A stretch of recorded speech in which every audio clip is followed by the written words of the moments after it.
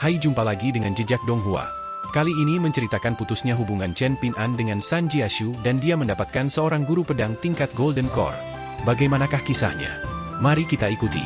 Malam itu, San Jiaxu seharusnya bertemu dengan seorang tokoh penting dari benua Tenggara Besar, tetapi dia membuat keputusan di menit-menit terakhir untuk membatalkan pertemuan ini. Ini adalah hal yang sangat kasar dan tidak pantas untuk dilakukan, sampai-sampai pengurus, yang hampir tidak pernah mengajukan keberatan terhadap keputusan San Jiaxu, tidak dapat menahan diri untuk tidak memintanya untuk mempertimbangkan kembali. Namun, San Jiaxu tidak mempertimbangkan kembali, dia juga tidak memberikan penjelasan apapun. Sebaliknya, dia memutus komunikasi antara kediaman leluhur klan San dan Istana Matahari sebelum berjalan ke aula leluhur kecil di belakang. Pengurus itu benar-benar bingung harus berbuat apa, dan patriark tingkat baru klan San tahu bahwa dia harus turun tangan. Oleh karena itu, dia muncul di Istana Matahari untuk pertama kalinya dalam lebih dari 1 abad, lalu secara pribadi memberitahu pengurus tentang cara menangani masalah ini, menanamkan dalam dirinya banyak ketenangan dan kepastian. Setelah mandi dan berganti pakaian baru, San Jiaxu berdiri sendirian di aula leluhur, mempersembahkan sedikit dupa sebelum berdiri diam, seolah sedang merenungkan kesalahannya. Selain prasasti roh, ada juga potret para pemimpin klan San klan di masa lalu yang tergantung di dinding aula leluhur, yang sebagian besar digambarkan mengenakan pakaian sederhana dan tanpa hiasan seperti San Jiaxu. San Jiaxu mewarisi posisi pemimpin klan langsung dari kakeknya, sementara generasi ayahnya telah dilewati. Setelah melepaskan diri dari jabatannya, kakek San Jiaxu pergi untuk menjelajahi benua ilahi Middle Earth. Saat itu, San Jiaxu baru berusia awal 20-an, dan dengan tanggung jawab yang begitu besar di pundaknya, ia telah mengalami banyak kesulitan selama bertahun-tahun. San Jiaxu menatap potret-potret di dinding. Beberapa di antara mereka telah menyelamatkan klan di masa-masa sulit, beberapa telah membangun rute perdagangan baru, beberapa telah berteman dengan para kultivator 5 tingkat atas demi kemakmuran klan, beberapa tidak melakukan apapun dalam hidup mereka dan hanya memberikan dampak negatif pada perkembangan klan, beberapa telah membuat keputusan buruk, memaksa klan Matahari untuk menyerahkan sebagian besar wilayahnya di kota luar, beberapa telah tersesat di jalan yang salah, menjadi terobsesi dengan kultivasi dan menyerahkan tugas pengawasan klan kepada orang lain. San Jiaxu benar-benar ingin tahu bagaimana ia akan dipandang oleh keturunannya begitu ia menjadi salah satu potret di dinding. Apakah ia akan dianggap sebagai pemimpin klan yang cerdik dan teliti yang telah membawa klan ke tingkat yang lebih tinggi, pemimpin klan yang tidak kompeten yang telah menanam benih untuk kejatuhan klan ke dalam kehinaan, atau orang bodoh yang telah melewatkan kesempatan yang sangat langka? Patriark tingkat baru perlahan-lahan berjalan ke aula leluhur larut malam, dan setelah lama terdiam, ia akhirnya menghibur, mengingat hukum 3 kali pukulan, sudah cukup luar biasa bahwa Anda telah memilih untuk percaya pada anak laki-laki itu dan bertaruh padanya 4 kali, dan tentu saja tidak ada salahnya kalah pada kali kelima. Fakta bahwa tetua tamu dengan harapan mencapai tingkat baru bersedia menerima taruhan Anda 4 kali menunjukkan bahwa ia lebih condong untuk tetap tinggal di kediaman leluhur klan San daripada membelot ke pihak Fu Donghai. San Jiaxu tidak menoleh. Dia terus menatap salah satu potret di dinding, lalu mengangguk dan menjawab, "Aku sendiri sudah sampai pada kesimpulan ini, jadi aku tidak terlalu terganggu dengan hal-hal ini." Mengenai taruhan tersebut, mereka tidak memperbaiki situasi, juga tidak memperburuk keadaan, jadi saya bisa menerima hasil itu.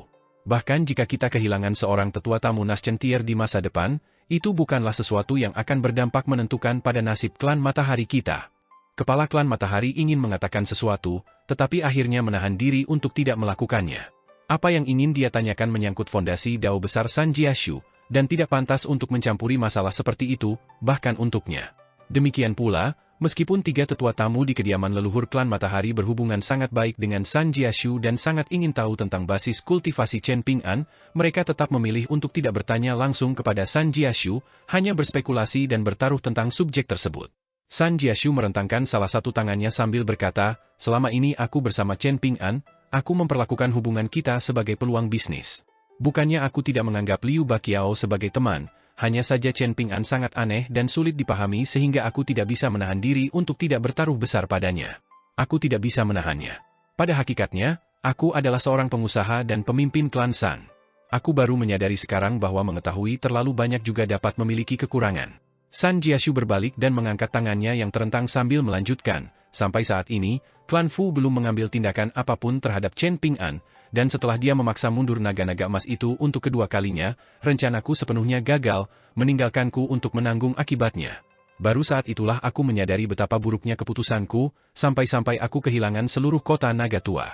Bahkan sebagai dewa bumi yang disegani, kepala klan matahari tidak dapat melihat sesuatu yang istimewa tentang tangan San Jiashu, tetapi dia yakin bahwa melalui tangan itu, San Jiashu telah melihat sekilas kebenaran terakhir. Wajah sedih tampak di wajah San Jiashu saat dia melanjutkan, jika keputusanku hanya membuatku kehilangan persahabatan dengan Chen Ping'an, yang sejak awal tidak pernah menjadi temanku, dan kota naga tua, maka aku akan mampu menanggung konsekuensinya, tidak peduli betapa pahitnya buah yang harus ditelan. Jadi bagaimana jika aku melewatkannya? Aku bisa mendapatkan lebih banyak uang di masa depan untuk menebusnya. Dalam hal kemampuan menghasilkan uang, aku tidak kalah dari siapapun. Kepala klan San tetap diam, menunggu San Jiashu melanjutkan. San Jiashu perlahan mengepalkan tangannya yang terentang menjadi kepalan tangan yang erat, lalu melanjutkan dengan suara gemetar, sebelum ini, caraku menghasilkan uang adalah cara yang selalu kuyakini sebagai jalan yang benar, cara yang mengikuti dao besar komersialisme dan sangat sesuai dengan ajaran leluhur klan kita. Namun, setelah cobaan ini, setelah mengenal Chen Ping'an hanya kurang dari sebulan, terungkap bahwa itu tidak lebih dari sekadar jalan yang salah dan sangat salah arah. Pendiri komersialisme telah lama memperingatkan para pengikut ajarannya bahwa uang yang diperoleh dengan cara yang tidak adil bagaikan air yang mengalir secepat datangnya, jadi sudah pasti tidak boleh dikejar. San Jiashu menoleh ke samping agar kepala keluarga klan matahari tidak dapat melihat ekspresinya, dan dia juga menundukkan kepalanya sedikit, tampaknya tidak ingin melihat ekspresi kepala keluarga itu juga. Kepala keluarga klan matahari perlahan berjalan ke samping San Jiashu sambil berkata, kesalahan telah terjadi. Apakah kamu akan membiarkan dirimu dikalahkan dan tidak melakukan apapun untuk menebus kesalahan? San Jiashu mengangkat kedua tangannya di depan dirinya sendiri sebelum meniupnya pelan-pelan sambil menjawab, entah mengapa, klan Fu memutuskan untuk tidak bergerak, dan itu membuatku berada dalam posisi yang sangat sulit. Yang terpenting, bahkan sekarang, aku masih belum tahu apa yang dipikirkan Chen Ping'an tentangku dan orang macam apa dia. Itulah kesulitan utama yang sedang kuhadapi. Alis kepala klan San sedikit berkerut saat dia berkata, sulit untuk mengatakan apa yang dipikirkan Chen Ping'an tentangmu, tetapi apakah kau masih belum mengerti orang macam apa dia? Ekspresi pasrah muncul di wajah San Jiashu saat dia mendesah, sebelum ini, kupikir aku sudah memahami karakternya dengan baik, jadi aku siap menghadapi konsekuensinya. Bahkan jika dia menyadari kebenarannya, aku siap untuk memberinya kompensasi, dan skenario terburuknya adalah pemutusan hubungan, di mana klan San kita tidak akan pernah bertemu lagi dengan Chen Ping'an. Namun, aku tidak tahu apakah aku siap menghadapi konsekuensinya sekarang karena aku tidak tahu apakah Chen Ping'an konsisten dalam cara dia memperlakukan dirinya sendiri dan cara dia memperlakukan orang lain. Kepala klan San menepuk bahu San Jiashu sambil berkata, Jiashu, kamu sangat cerdas, dan kamu juga memiliki bakat luar biasa, jadi statusmu sebagai pemimpin klan tidak pernah dipertanyakan. Bahkan sekarang setelah kamu membuat kesalahan besar, aku masih berpikir kamu adalah kandidat terbaik untuk pekerjaan itu. Saat ini, aku bukanlah seorang patriark yang memberikan nasihat dan instruksi kepada seorang pemimpin klan. Sebaliknya, aku akan memberimu sedikit nasihat sebagai seorang senior kepada seorang junior. Kurasa kau harus menyingkirkan semua rencana jahatmu dan mengabaikan nasib klan dan keadaan benua botol harta karun timur. Kau adalah San Jiashu, sahabat Liu Baqiao, dan Chen Ping'an adalah seorang teman yang diperkenalkan kepadamu oleh Liu Baqiao, jadi mengapa kau tidak mencoba berteman dengannya secara pribadi dan tidak memikirkan hal lain? Apakah itu akan berhasil? San Jiashu bertanya dengan ekspresi skeptis. Patriark klan San tersenyum sambil menjawab, sebaiknya kau mencobanya. Tidak mungkin keadaan akan menjadi lebih buruk. Selain itu, beberapa hal tidak bisa dihindari begitu saja. Ketika kau menghadapi rintangan, tidak ada yang perlu ditakutkan karena yang harus kau lakukan adalah mencoba yang terbaik untuk mengatasinya. Mengenai apakah kau akan berhasil, itu masalah lain sama sekali. Setidaknya, kau sudah mencoba, dan seperti yang kau katakan, itu tidak akan berdampak besar pada klan matahari kita. Baiklah, kurasa aku bisa mencobanya, kata San Jiashu, tetapi dia masih tampak sedikit ragu. Kepala klan matahari menoleh untuk melihat langit di luar aula leluhur sambil berkata, pergilah. Jangan lupa bahwa hari ini adalah hari ketika penyu gunung dan laut berlayar. San Jiashu menarik napas dalam-dalam, lalu meninggalkan aula leluhur. Meskipun dia sudah membuat keputusan, langkah kakinya masih cukup berat. Jiashu benar-benar telah menderita kerugian yang mengerikan kali ini, Patriark klan San menghela nafas dalam hati. Dia kalah 3 kali berturut-turut, kehilangan koin hujan gandum, kehilangan 1 abad pengabdian dari seorang tetua tamu dengan harapan mencapai tingkat baru, kalah dari klan Fu, dan akhirnya, kehilangan hati daonya. Goyangan hati daonya adalah konsekuensi yang paling buruk, dan jika aku berada di tempatnya, kemungkinan besar aku hanya akan bernasib lebih buruk darinya. Bahkan, hati daoku kemungkinan besar sudah runtuh, tidak menyisakan kesempatan untuk menebus kesalahan.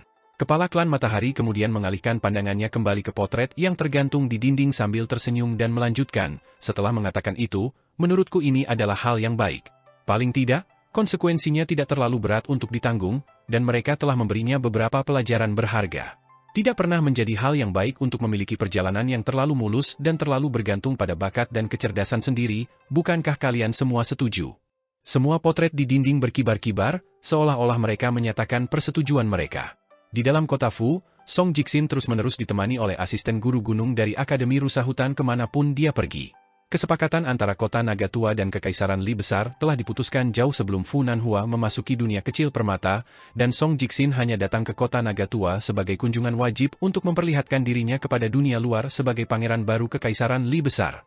Dia melakukan ini baik sebagai bagian dari rencana Cui Chen maupun di bawah perintah kaisar. Song Jixin telah melakukan perjalanan ke selatan menuju kota Naga Tua dari stasiun feri di prefektur mata air naga.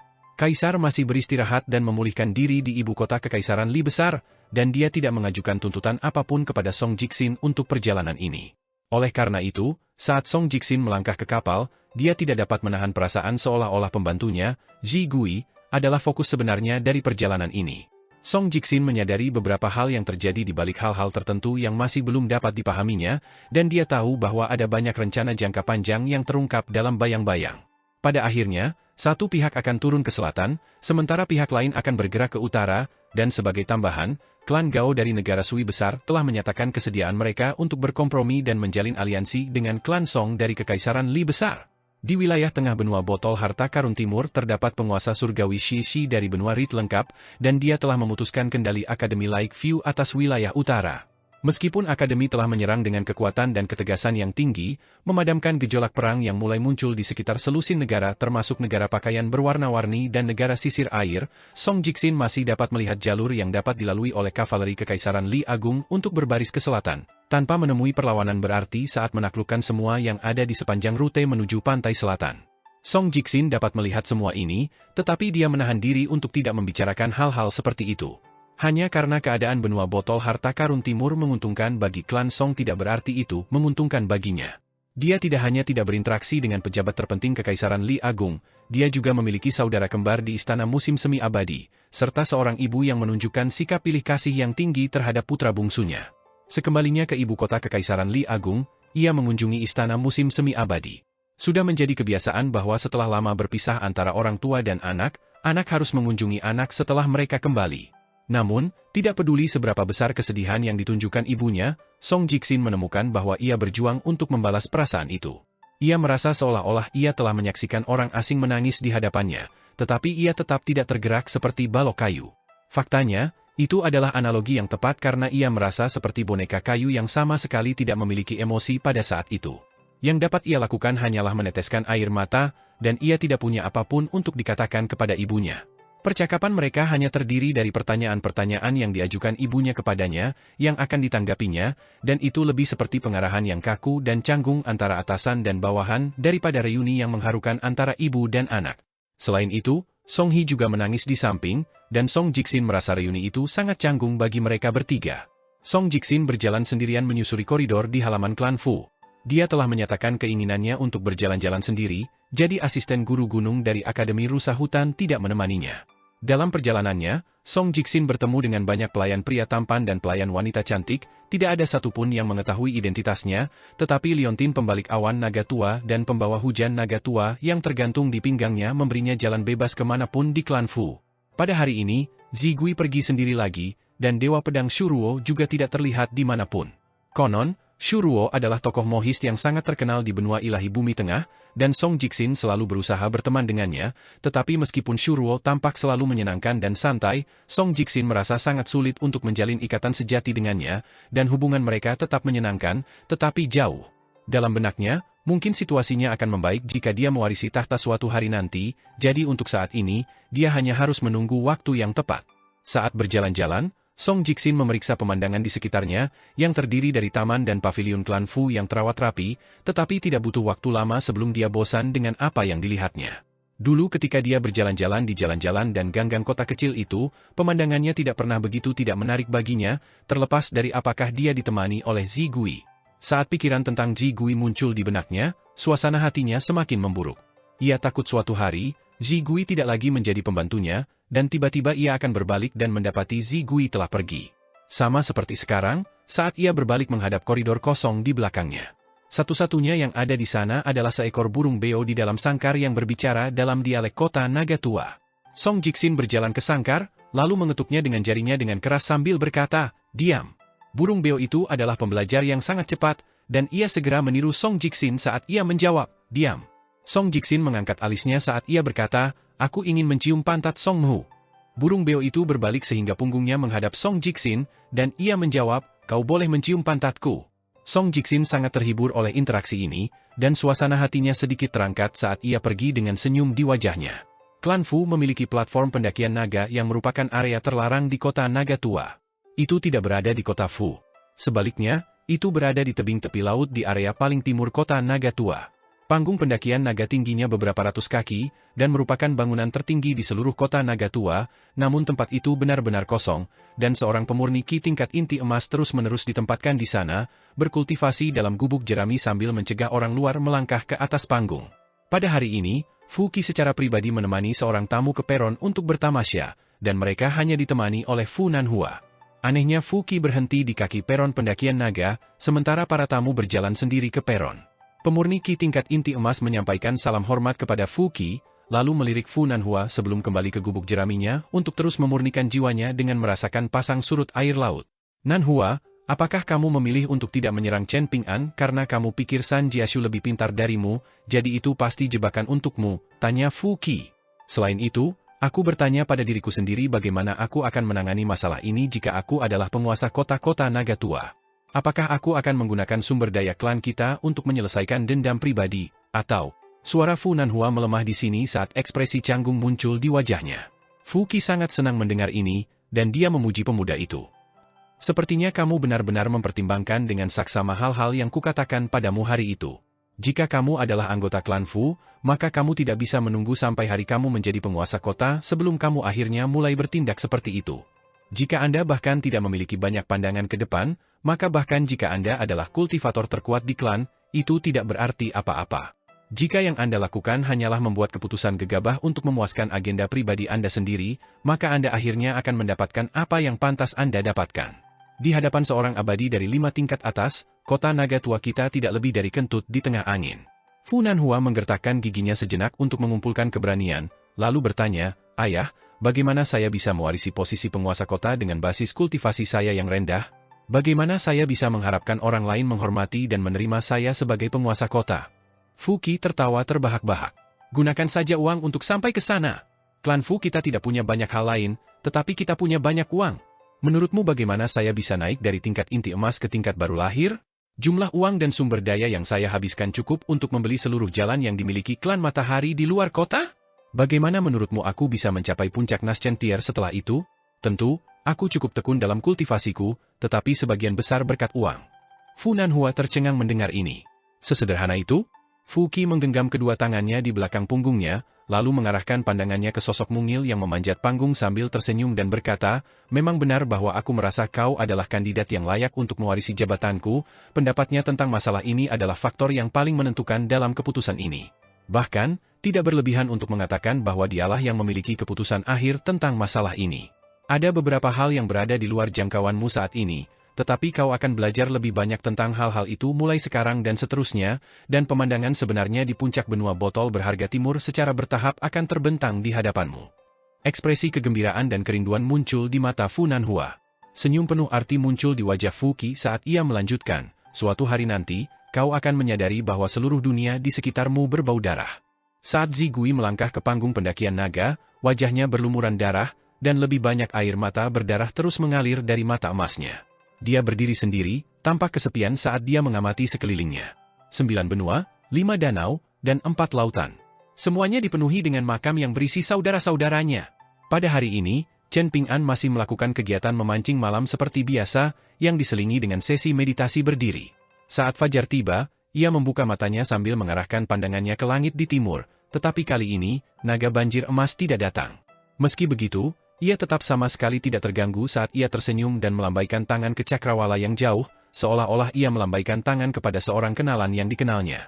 Setelah itu, Ia mengemasi keranjang ikan dan alat pancingnya sebelum kembali ke kediaman leluhur klan Matahari, di mana ia menemukan San Jiashu menunggunya. Pada kenyataannya, Chen Ping'an juga telah menunggu San Jiashu. Di gang di pusat kota itu, Zheng Dafeng telah mencoba membujuknya untuk menyingkirkan kedoknya, tetapi Dewa Yin telah campur tangan dan mengungkapkan niat Zheng Dafeng kepadanya. Tampaknya klan Matahari tidak ada hubungannya dengan ini, tetapi Chen Ping'an dengan cepat dapat menyimpulkan niat tersembunyi San Jiashu. Apakah ia kecewa? Tentu saja. Apakah dia marah? Tidak juga. Liu Baqiao jelas-jelas memiliki niat baik saat memperkenalkannya kepada San Jiashu, dan akhirnya, keputusannya untuk datang ke kediaman leluhur klan San adalah keputusannya. Jika menengok ke belakang, Chen Ping'an dapat melihat bahwa keputusannya bukanlah keputusan terburuk, tetapi juga bukan keputusan terbaik. Klan Fu dan klan San percaya pada ajaran komersialisme, dan San Jiashu telah mengungkapkan beberapa inti kepercayaan komersialisme kepada Chen Ping'an selama percakapan mereka sebelumnya. Sekali lagi, kesan Chen Ping'an terhadap San Jiashu menjadi agak suram, dan hatinya dipenuhi dengan kekhawatiran dan kewaspadaan. Hanya karena seseorang baik dan murni tidak berarti mereka bodoh dan tidak tahu apa-apa. Untuk benar-benar menjadi orang baik, seseorang harus tahu apa itu orang jahat. Bagi orang baik, sekadar hidup adalah perbuatan terbaik yang dapat mereka lakukan untuk dunia ini. Chen Ping'an tidak membutuhkan buku untuk mengajarinya prinsip-prinsip dasar ini. Sebaliknya, ia telah mempelajari pelajaran hidup yang berharga ini melalui pengalaman masa lalunya.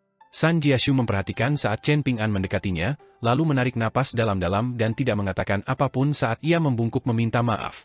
Chen Ping'an minggir untuk menghindari gerakan permintaan maaf yang tampaknya tidak dapat dijelaskan ini dari San Jiashu. Setelah berdiri tegak lagi, senyum masam muncul di wajah San Jiashu saat dia berkata, "Chen Ping'an, aku sudah mengatur agar kamu bepergian dengan kapal Pulau Osmanthus milik klan Fen. Klan San kita tidak lagi layak mengundangmu untuk bepergian dengan kapal penyu laut dan gunung kita." "Mengapa kamu melakukan ini, San Jiashu?" tanya Chen Ping'an. San Jiashu ragu sejenak, lalu berjongkok saat dia berbalik menghadap sungai sebelum mengambil beberapa kerikil dengan kakinya dan melemparkannya ke dalam air satu demi satu. "Aku ingin mengambil risiko dan mencoba mengambil untung dari kehadiranmu di kota Naga Tua. Aku sengaja meremehkan tingkat kendali yang dimiliki klan Fu atas kota Naga Tua kepadamu, hanya memberimu penyamaran itu selama perjalananmu ketika aku tahu betul bahwa itu tidak akan cukup untuk menyembunyikan identitasmu.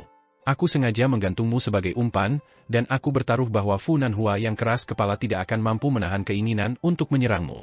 Begitu itu terjadi, aku akan memastikan perlindunganmu dengan segala cara, bahkan jika itu berarti menyerahkan setengah dari klan Matahari. Setelah itu, kau akan berangkat ke Gunung Stalaktit, dan kau akan merasa berutang budi padaku. Aku yakin bahwa ketika kau membalas budi, klan Matahari kita akan pulih jauh lebih banyak daripada yang akan kita hilangkan." Chen Ping'an masih membawa pancing dan keranjang ikannya saat dia tetap di tempat dan bertanya, "Bagaimana kau begitu yakin bahwa kau bisa menjamin keselamatanku?" San Jiashu terus menghadap ke sungai sambil menunjuk ke langit dan menjawab, "Ada beberapa hal di puncak dunia ini yang aku ketahui sebagai pemimpin klan Matahari, tetapi itu adalah hal-hal yang tidak diketahui Fu Nanhua. Tentu saja, Tuan Kota Fuqi juga mengetahui hal-hal ini. Dalam pertaruhan ini, yang harus kulakukan adalah mempertaruhkan segalanya, membuatnya tampak seolah-olah klan Matahari kita bertekad untuk melindungimu, bahkan jika itu berarti kehancuran seluruh klan kita. Begitu aku melakukannya, Fuqi akan memanfaatkan kesempatan itu untuk memberikan pukulan berat pada klan Matahari kita, tetapi akhirnya mundur pada titik tertentu. Kau tidak akan berada dalam bahaya yang sebenarnya selama ini, tetapi kau tidak akan mengetahuinya, dan setelah cobaan itu, kau dan aku akan menjadi teman dekat." Setelah mendengar penjelasan San Jiashu, kemarahan akhirnya muncul di hati Chen Ping'an. Ekspresi dingin muncul di wajahnya saat dia menyalurkan auranya untuk menekan amarahnya dengan sekuat tenaga. San Jiashu melemparkan kerikil lain sambil melanjutkan, "Dalam beberapa tahun terakhir, klan San kita telah melakukannya dengan cukup baik, dan di permukaan, tampak seolah-olah kita telah menjadi cukup kuat untuk berdiri berhadapan dengan klan Fu, tetapi aku tahu bahwa kita masih cukup jauh dari mencapai level itu. Klan Fu bertekad untuk bersumpah setia kepada Kekaisaran Li Agung, dan klan Fen melakukan hal yang sama. Ketiga klan utama lainnya juga mencari pendukung yang berbeda, termasuk Akademi Like View dan sekte abadi tertentu dari benua Rit lengkap dan benua Tenggara Besar. Mereka semua telah mendapatkan dukungan dan jaring pengaman untuk diri mereka sendiri, sementara klan San kita tetap menjadi satu-satunya pengecualian. Aku juga ingin mendapatkan dukungan dari klan Song Kekaisaran Li Agung, tetapi aku belum dapat menemukan jalan masuk. Beberapa waktu lalu, seorang tetua tamu tingkat inti emas dari klan kami dan aku melakukan perjalanan ke ibu kota Kekaisaran Li Agung, tetapi kami tidak hanya tidak dapat bertemu dengan kaisar, kami bahkan tidak diizinkan untuk menginjakkan kaki ke istana Song Changjing. Sebagai seorang pengusaha, ini adalah situasi yang mengerikan, dan membuat saya terjerumus ke dalam jurang keputusasaan. Aku bisa mengerti kalau kau tidak menganggapku sebagai teman, tapi bagaimana dengan Liu Baqiao? Tanya Chen Ping'an. San Jiashu sudah menyiapkan jawaban untuk semua pertanyaan yang menurutnya akan ditanyakan Chen Ping'an, tetapi dia tidak siap untuk pertanyaan ini. Raut wajah masam muncul di wajahnya saat dia menatap ke seberang sungai. Ini adalah pertanyaan yang sangat langsung dan sulit dijawab, dan bahkan kepala keluarga San, yang mengamati interaksi ini secara diam-diam, tidak bisa tidak merasa sedikit kasihan pada San Jiashu. San Jiashu menundukkan kepalanya sedikit saat dia melihat ke bawah ke tanah. Meskipun dia seorang pebisnis yang licik, pertanyaan ini membuatnya benar-benar bingung, jadi dia memutuskan untuk menempuh jalan termudah, menjawab dengan jujur. Tentu saja aku menganggapnya sebagai teman, tetapi setelah apa yang telah kulakukan di sini, dia mungkin bukan lagi temanku, dan yang lebih buruk lagi, aku telah menjadikanmu musuh juga. Apakah kau menceritakan semua ini kepadaku karena kau tidak berani membunuhku? Apakah kau takut suatu hari nanti, seseorang akan kembali ke Majestic World dan menghancurkan rumah leluhur ini hingga rata dengan tanah karena apa yang telah kau lakukan? Tanya Chen Ping'an. Aku tidak ingin membunuhmu, jawab San Jiashu sambil menoleh ke arah Chen Ping'an dan memaksakan senyum di wajahnya sendiri. Apakah kau percaya padaku ketika aku mengatakan itu, Chen Ping'an? Chen Ping'an tidak memberikan jawaban. San Jiashu berdiri, dan seolah-olah beban berat telah terangkat dari pundaknya. Dia tidak lagi tampak lesu, dan sebagian dari bakat dan ketenangannya yang biasa telah kembali padanya saat dia melanjutkan, aku telah menceritakan semua yang harus kukatakan kepadamu.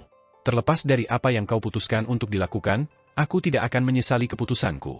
Kesalahan telah dibuat, paling tidak yang bisa kulakukan adalah mengakuinya. Chen Ping'an menghela napas pelan sambil berkata, setelah aku mengemasi barang-barangku, aku akan pergi ke toko obat debu di pusat kota, lalu pergi ke gunung stalaktit di Pulau Osmanthus milik klan Fan. Baiklah, jawab San Jiashu sambil mengangguk. Dengan itu, mereka berdua kembali ke kediaman leluhur klan Matahari dalam diam, dan Chen Ping'an melakukan persis seperti yang dia katakan, mengemasi barang-barangnya sebelum pergi tanpa sepatah kata pun. San Jiashu dibiarkan sarapan sendiri, dan sekali lagi, hidangannya adalah roti kukus, bubur beras, dan acar sayuran. Kepala klan San duduk di seberangnya, tetapi sebelum dia sempat mengatakan apapun, San Jiashu berkata, aku akan memberitahu Liu Baqiao tentang apa yang terjadi di sini secepatnya. Apakah kamu khawatir akan berada dalam situasi yang lebih buruk jika Chen Ping'an mengungkapnya sebelum kamu sempat berterus terang, atau kamu hanya mencoba menjernihkan hati nuranimu sendiri? Tanya kepala klan San. San Jiashu meletakkan sumpitnya, lalu mempertimbangkan pertanyaan itu dengan saksama sebelum menjawab dengan jujur, kurasa ada sedikit dari keduanya. Mengapa kamu tidak mempertimbangkan untuk merusak Pulau Osmanthus? Tanya kepala klan San. Setelah mengakui kesalahannya kepada Chen Ping'an, San Jiashu merasa cukup bersemangat, dan dia tersenyum sambil menjawab sambil menggelengkan kepala, aku tidak bisa mencoba untuk memperbaiki kesalahan dengan melakukan kesalahan lagi. Selain itu, aku punya perasaan bahwa melakukan itu hanya akan membuatku semakin terjerumus ke dalam lubang yang sudah kualami. Kepala klan San sangat lega mendengar ini, dan dia tersenyum sambil berkata, secara keseluruhan, menurutku ini adalah pengalaman yang positif. Dalam menghadapi perubahan yang tak terelakkan, wajar saja jika bisa bertindak sebelum orang lain, tetapi sama berharganya jika bisa tetap berkepala dingin dan tidak melakukan kesalahan besar meskipun taruhannya tinggi. Sebagai pemimpin klan yang begitu besar, Anda tidak dapat mengambil risiko dengan mempertaruhkan segalanya dan menaruh semua telur Anda dalam satu keranjang. Orang tua benar-benar harta yang penuh dengan kebijaksanaan. San Jiashu berkomentar sambil tersenyum. Kepala klan San berdiri sambil berkata, aku akan meninggalkanmu untuk makan sendiri. Pastikan untuk mengendalikan kondisi mentalmu sendiri dan jangan biarkan dirimu terlalu gelisah dalam waktu dekat. San Jiashu meletakkan sumpitnya sebelum berdiri untuk menemani kepala keluarga San Clan keluar dari ruangan, lalu duduk kembali untuk melanjutkan sarapan. Itu benar-benar hidangan yang mengerikan, seperti perwujudan pil pahit yang terpaksa ditelannya. Setelah keluar dari wilayah kediaman leluhur San Clan, Chen Ping'an tiba di pasar yang makmur, lalu menanyakan arah sebelum menyewa kereta kuda biasa yang akan membawanya ke pusat kota. Cukup mahal untuk bepergian dari luar kota ke pusat kota, dan setelah memasuki kereta, Chen Ping'an mulai memberikan petunjuk arah kepada pengemudi kereta.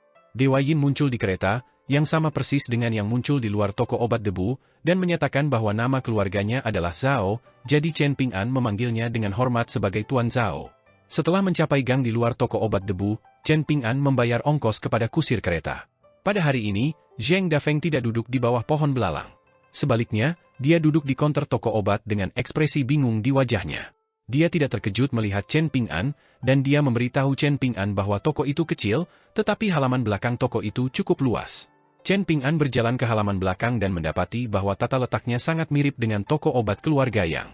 Tanah di halaman belakang ditaburi lempengan batu biru, dan ada ruang utama dan 2 ruang samping, yang keduanya kosong, jadi Chen Ping'an dapat memilih salah satunya. Chen Ping'an memilih yang di sebelah kiri, dan meletakkan barang-barangnya dan kotak pedangnya di dalam ruangan, hanya menyisakan labu pemeliharaan pedang yang diikatkan di pinggangnya. Zheng Dafeng telah membeli pipa tua dari beberapa toko barang antik, dan dia meniru Pak Tua yang saat dia duduk di bawah atap ruang utama, menghisap pipa sambil duduk di bangku. Namun, di mata Chen Ping'an, ada aura yang sangat mendalam saat Pak Tua yang menghisap pipanya, tetapi melihat Zheng Dafeng melakukan hal yang sama agak menggelikan. Chen Ping'an duduk di pintu masuk kamarnya, menyatakan bahwa ia akan bepergian ke Pulau Osmanthus. Zheng Dafeng mengangguk sebagai tanggapan, meyakinkannya bahwa ia akan menjaganya tetap aman sampai ia menginjakan kaki di Pulau Osmanthus. Mereka berdua tidak pernah akur satu sama lain, jadi percakapan mereka dengan cepat mereda menjadi keheningan, dengan salah satu dari mereka terus merokok, sementara yang lain minum dari labu. Semua karyawan wanita yang mengintip ke halaman belakang dengan cepat bosan dengan apa yang mereka lihat, dan mereka bubar. Zheng Dafeng sedang menghisap pipanya dengan bosan, dan ia tidak dapat mengerti mengapa Pak Tua yang memiliki kebiasaan seperti itu. Baginya, itu terasa seperti membuang-buang waktu yang membosankan. Sesekali, ia akan melirik Chen Ping'an dari sudut matanya. Dengan jatuhnya Jewel Small World, nasib Chen Ping'an telah berubah drastis menjadi lebih baik. Misalnya, waktu kedatangannya di kota Naga Tua adalah salah satu hal yang mencerminkan peningkatan peruntungannya.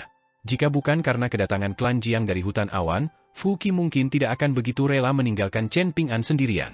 Sementara itu, Chen Ping'an masih memikirkan 5 koin tembaga yang menjadi utang Zheng Dafeng kepadanya. Tiba-tiba, Zheng Dafeng bertanya, Chen Ping'an, jika Tuan Qi mengatakan kepadamu bahwa kamu tidak akan pernah bisa mencapai tingkat keempat, apa yang akan kamu lakukan? Chen Ping'an mempertimbangkan pertanyaan itu sejenak, lalu menjawab, aku akan menerima takdirku. Zheng Dafeng tampak agak terkejut mendengar ini, lalu memutar matanya dengan jijik. Bagaimana Chen Ping'an akan menjadi mentor daonya ketika tidak satu pun dari mereka memiliki solusi untuk ramalan yang begitu buruk? Zheng Dafeng tidak mau menyerah, dan dia bertanya, apa yang akan kamu lakukan setelah itu? Ini tampak seperti topik pembicaraan yang sama sekali tidak penting. Chen Ping'an dengan santai menjawab, tentu saja aku akan terus berlatih teknik tinjuku. Apalagi yang bisa kulakukan? Aku harus mulai berlatih teknik tinju untuk menyelamatkan hidupku sendiri. Selain itu, bahkan jika aku tidak dapat membuat terobosan, latihan teknik tinjuku dapat memperkuat tubuhku, dan itu selalu merupakan hal yang baik. Mata Zheng Dafeng sedikit menyipit saat dia bertanya, bagaimana jika kamu secara tidak sengaja tersandung di jalan menuju puncak tingkat ketiga dan melihat secercah harapan untuk mencapai tingkat keempat? Chen Ping'an menoleh ke Zheng Dafeng dengan ekspresi mata terbelalak, tercengang oleh kebodohan pertanyaan ini. Latihan teknik tinjunya berdampak positif pada hidupnya, dan membuat terobosan tentu saja merupakan hal yang baik. Jika dia mencapai kemacetan, tentu saja dia akan berpikir tentang cara membuat terobosan. Zheng Dafeng dapat mengetahui apa yang dipikirkan Chen Ping'an, dan dia bertanya, apakah Anda tidak mempertimbangkan ramalan Tuan Qi? Apakah itu tidak membebani pikiran Anda?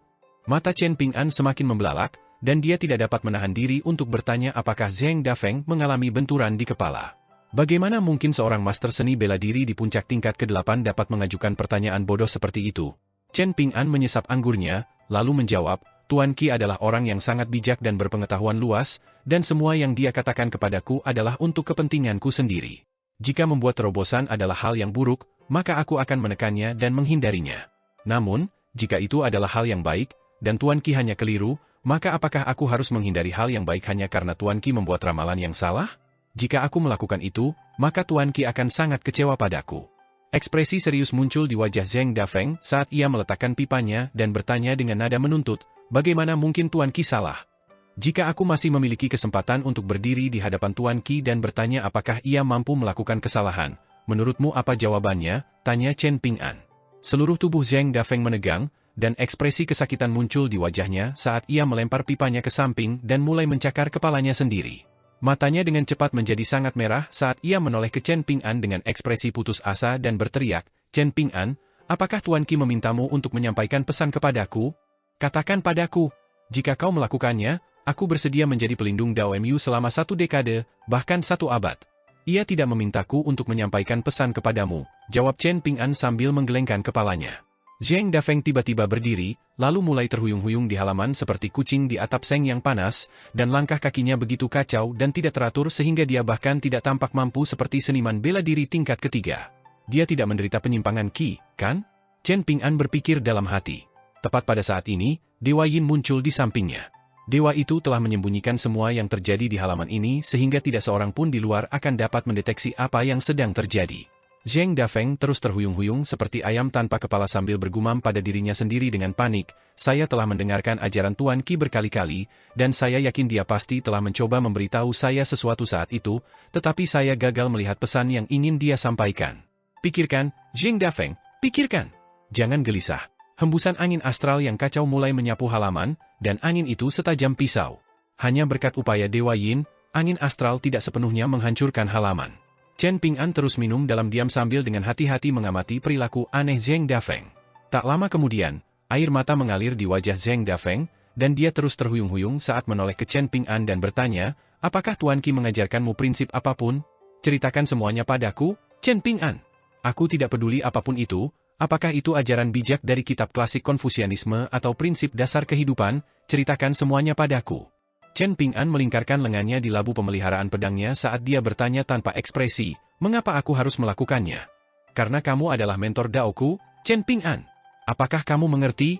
Zheng Dafeng berteriak. Ini tidak baik, Chen Ping'an, Dewa Yin memperingatkan dengan suara muram. Jika keadaan terus seperti ini, ada kemungkinan besar Zheng Dafeng akan benar-benar gila, dan bahkan jika dia berhasil memulihkan kewarasannya, dia tidak akan pernah bisa mencapai tingkat puncak gunung. Selain itu, aku mungkin tidak bisa menahannya, dan jika dia lepas, maka toko obat ini, gang di luar, dan semua jalan di dekatnya kemungkinan besar akan hancur total, yang mengakibatkan banyak korban. Chen Ping'an sebenarnya tidak setenang yang terlihat di permukaan. Apa semua omong kosong guru Dao ini? Bagaimana mungkin aku, seorang seniman bela diri tingkat 4, mampu mengajar seorang seniman bela diri ahli di puncak tingkat 8. Chen Ping'an dapat melihat bahwa semakin banyak hembusan angin astral muncul di dalam halaman, dan banyak tornado mini setinggi 7 hingga 8 kaki telah terbentuk, menghancurkan semua lempengan batu biru yang dilaluinya. Chen Ping'an buru-buru memanggil ke-15 dalam labu pemeliharaan pedangnya untuk memanggil semua potongan bambu kecil yang telah diukirnya berbagai prinsip. Pada titik ini, yang bisa dilakukannya hanyalah berharap akan keajaiban. Dia mulai mengucapkan prinsip-prinsip yang terukir pada potongan bambu kepada Zheng Dafeng satu demi satu, tetapi Zheng Dafeng menggelengkan kepalanya berulang-ulang sambil menjadi semakin gelisah setiap detik. Pada titik ini, dia telah bangkit dari tanah dan berputar-putar di udara seperti layang-layang dengan tali yang putus. Selain itu, darah mengalir keluar dari semua lubangnya, menghadirkan pemandangan yang mengerikan untuk dilihat. Chen Ping'an bahkan berusaha sekuat tenaga mengingat kalimat-kalimat puitis yang ditulis Li Zisheng di dinding bangunan bambu, membacakannya dengan keras kepada Zheng Dafeng, tetapi tetap saja bukan itu yang ingin didengarnya. Kondisi Zheng Dafeng sudah memburuk hingga ia bahkan tidak dapat berbicara lagi, dan yang dapat ia lakukan hanyalah terhuyung-huyung di udara sambil melepaskan pukulan-pukulan, melakukan segala daya upaya untuk mempertahankan sisa kewarasannya. Batas antara tingkat ke-8 dan ke-9 lebih spektakuler daripada batas antara tingkat ke-3 dan ke-4 serta tingkat ke-6 dan ke-7, tetapi juga lebih berbahaya, dan disebut sebagai ujian hati. Sedangkan batas antara tingkat ke-9 dan ke-10, itu bahkan lebih menakutkan, disebut sebagai menabrak gerbang surgawi, dan tentu saja, itu bahkan lebih sulit untuk diatasi. Zheng Dafeng menyadari semua ini, dan itulah sebabnya dia sangat iri pada kakak laki-lakinya, Li Er, dan Song Changjing, yang terakhir berhasil naik ke tingkat ke-10 hanya setelah satu pertempuran hidup dan mati. Dia telah terlibat dalam pertempuran yang tak terhitung jumlahnya melawan Li Er secara pribadi, dan dia hampir dipukuli hingga hampir mati terlalu sering hingga tidak dapat dihitung dengan satu tangan. Mengapa Song Changjing mampu melakukan terobosan dengan mudah, tetapi dia tidak mampu melakukannya ketika dia jelas memiliki bakat yang jauh lebih unggul dan telah mencapai tingkat ke-8 dengan kecepatan yang mencengangkan? Mengapa Pak Tua yang mengatakan kepadanya bahwa dia tidak memiliki harapan untuk mencapai tingkat ke-9 dalam hidup ini? Itu hanya menambahkan garam ke luka yang sudah menganga di hatinya. Setelah membaca bab ketulusan dan menyaksikan mentor Daonya memaksa kembali naga banjir fajar itu pada 2 kesempatan, dia telah memahami arti sebenarnya dari ketulusan, dan sebagai hasilnya, hambatannya mulai mengendur, tetapi mengapa terobosan itu masih di luar jangkauannya? Tinju Dewa Yin terkepal erat karena khawatir saat menatap Zheng Dafeng, yang hampir kehilangan kewarasannya, dan dia bergulat dengan konflik internal, bertanya-tanya apakah dia harus campur tangan dengan paksa. Namun, dia tidak berani campur tangan sebelum waktunya. Jika hal itu harus diakhiri dengan paksa atas omelan gila Zheng Dafeng, maka itu benar-benar akan mengakhiri kesempatan apapun baginya untuk maju lebih jauh dalam seni bela diri. Tiba-tiba, Zheng Dafeng berhenti, melayang di udara dengan seluruh tubuhnya berlumuran darah. Wajahnya juga berlumuran darah, dan ada tatapan putus asa di matanya saat dia berteriak, "Saya tidak bisa melakukannya, Guru. Saya benar-benar tidak bisa. Maaf." Melihat Zheng Dafeng yang tersiksa, sebuah pikiran tiba-tiba muncul di benak Chen Ping'an, sebuah pikiran tentang seorang gadis kecil yang polos dan energik yang mengenakan mantel merah sepanjang tahun. Dia ingat mendengar dari Li Huai bahwa Li Baoping sering mengajukan beberapa pertanyaan yang bahkan Tuan Qi tidak dapat menjawabnya, dan Tuan Qi tidak pernah melihat ada yang salah dengan itu. Secercah inspirasi langsung muncul di hati Chen Ping'an, dan dia bergumam pada dirinya sendiri, seorang murid tidak harus lebih rendah dari gurunya. Dia mengucapkan kata-kata itu pada dirinya sendiri dengan suara yang sangat pelan, tetapi di telinga Zheng Dafeng, itu terdengar seperti guntur yang menggelegar. Dia menunduk dengan ekspresi bingung ke arah pipa tua itu. Pak tua yang tidak pernah suka berbicara banyak dengannya, dan setiap kali lelaki tua itu menatapnya dengan ekspresi dingin melalui asap dari pipanya, Zheng Dafeng akan selalu dilanda rasa rendah diri yang melumpuhkan yang membuatnya kehilangan keberanian untuk menatap langsung ke arah tuannya. Sebelum momen ini, Zheng Dafeng tidak pernah merasa ada yang salah dengan itu. Sementara semua orang tidak menyadari identitas asli Pak Tua Yang, ini bukan rahasia baginya. Yang lain tidak menyadari betapa kuatnya Pak Tua Yang, tetapi itu tidak berlaku baginya. Prestasi masa lalu Pak Tua Yang luar biasa bukanlah pengetahuan umum, tetapi Zheng Dafeng mengetahuinya. Sebaliknya, dia hanya seorang seniman bela diri tingkat 8, jadi apa haknya untuk memandang Pak Tua Yang dengan pandangan yang setara? Zheng Dafeng mengangkat kepalanya sambil menarik napas dalam-dalam, lalu menyeka darah dari wajahnya sambil bergumam pada dirinya sendiri, "Sekarang aku mengerti." Setelah momen pencerahan ini, tidak ada fenomena spektakuler. Sebaliknya, dia hanya terbang semakin tinggi ke langit di atas halaman sambil berpikir dalam hati, "Guru, Anda sudah berada di tempat yang sangat tinggi, tetapi tidak apa-apa. Saya akan naik untuk menemui Anda selangkah demi selangkah." Pada hari ini, Zheng Dafeng mendaki langit selangkah demi selangkah, naik hingga ia berada di atas lautan awan di angkasa sebelum mengarahkan pandangannya lebih tinggi lagi ke atas. Chen Ping'an selalu sangat berhati-hati dan waspada, tetapi setelah merenungkan dengan saksama apa yang baru saja dikatakan Dewa Yin, ia memutuskan bahwa itu masuk akal. Namun, pada tahapnya saat ini sebagai seniman bela diri, yang terbaik baginya adalah tidak meniru apa yang dilakukan Zheng Dafeng di sini. Hanya setelah ia mencapai ketinggian yang sama tingginya dengan Zheng Dafeng, ia akan dapat melakukan sesuatu yang serupa tanpa menempatkan dirinya dalam bahaya besar. Sekarang seluruh kota telah menyaksikan terobosan Zheng Dafeng, bukankah ia akan dibuntuti oleh klan Fu dan 5 klan utama kemanapun ia pergi dari sini dan seterusnya, tanya Chen Ping'an. Dewa Yin melirik ke arah laut timur, lalu menggelengkan kepalanya sebagai tanggapan. Fu Qi telah mengunjungi Zheng Dafeng, dan ia pasti akan memanfaatkan kesempatan ini untuk berbisnis dengan Fu Qi, jadi ia tidak akan membuat keributan sebanyak itu ketika ia kembali dari lautan awan. Chen Ping'an mengangguk sebagai tanggapan, lalu mulai mengemas semua potongan bambunya kembali ke dalam harta karun sakunya. Beberapa potongan bambu itu dibuat dari sisa bambu rak buku yang dibuatnya untuk ketiga anaknya, tetapi sebagian besarnya dibuat dari sisa bambu bekas bangunan bambu pemberian Weibo. Semuanya adalah bambu keberanian yang bersumber dari Gunung Mejago, dan setelah mengetahui nilai bambu awan ilahi Gunung Azur Divine dari toko kumbang hijau di stasiun feri negara Water Chombing, Chen Ping'an sangat menghargai potongan bambu ini, sampai-sampai setiap kali dia melihat frasa yang bagus di buku yang dibacanya, dia harus berpikir hati-hati sebelum memutuskan apakah dia ingin mengukir frasa tersebut di potongan bambu tersebut. "Bisakah kamu memberiku salah satu potongan bambu itu?" Dewa Yin tiba-tiba bertanya. Yang satu mengatakan, "Dewa dan makhluk abadi berjalan di dua jalan yang berbeda yang dipisahkan oleh Yin dan Yang, jiwa menyatukan jiwa, sementara roh membangkitkan tubuh dewa." "Tidak," jawab Chen Ping'an tanpa ragu. "Apakah kamu pikir kamu Baoping, Li Huai, atau Lin Shuyi? Mengapa aku harus memberikan sesuatu kepadamu hanya karena kamu menginginkannya?"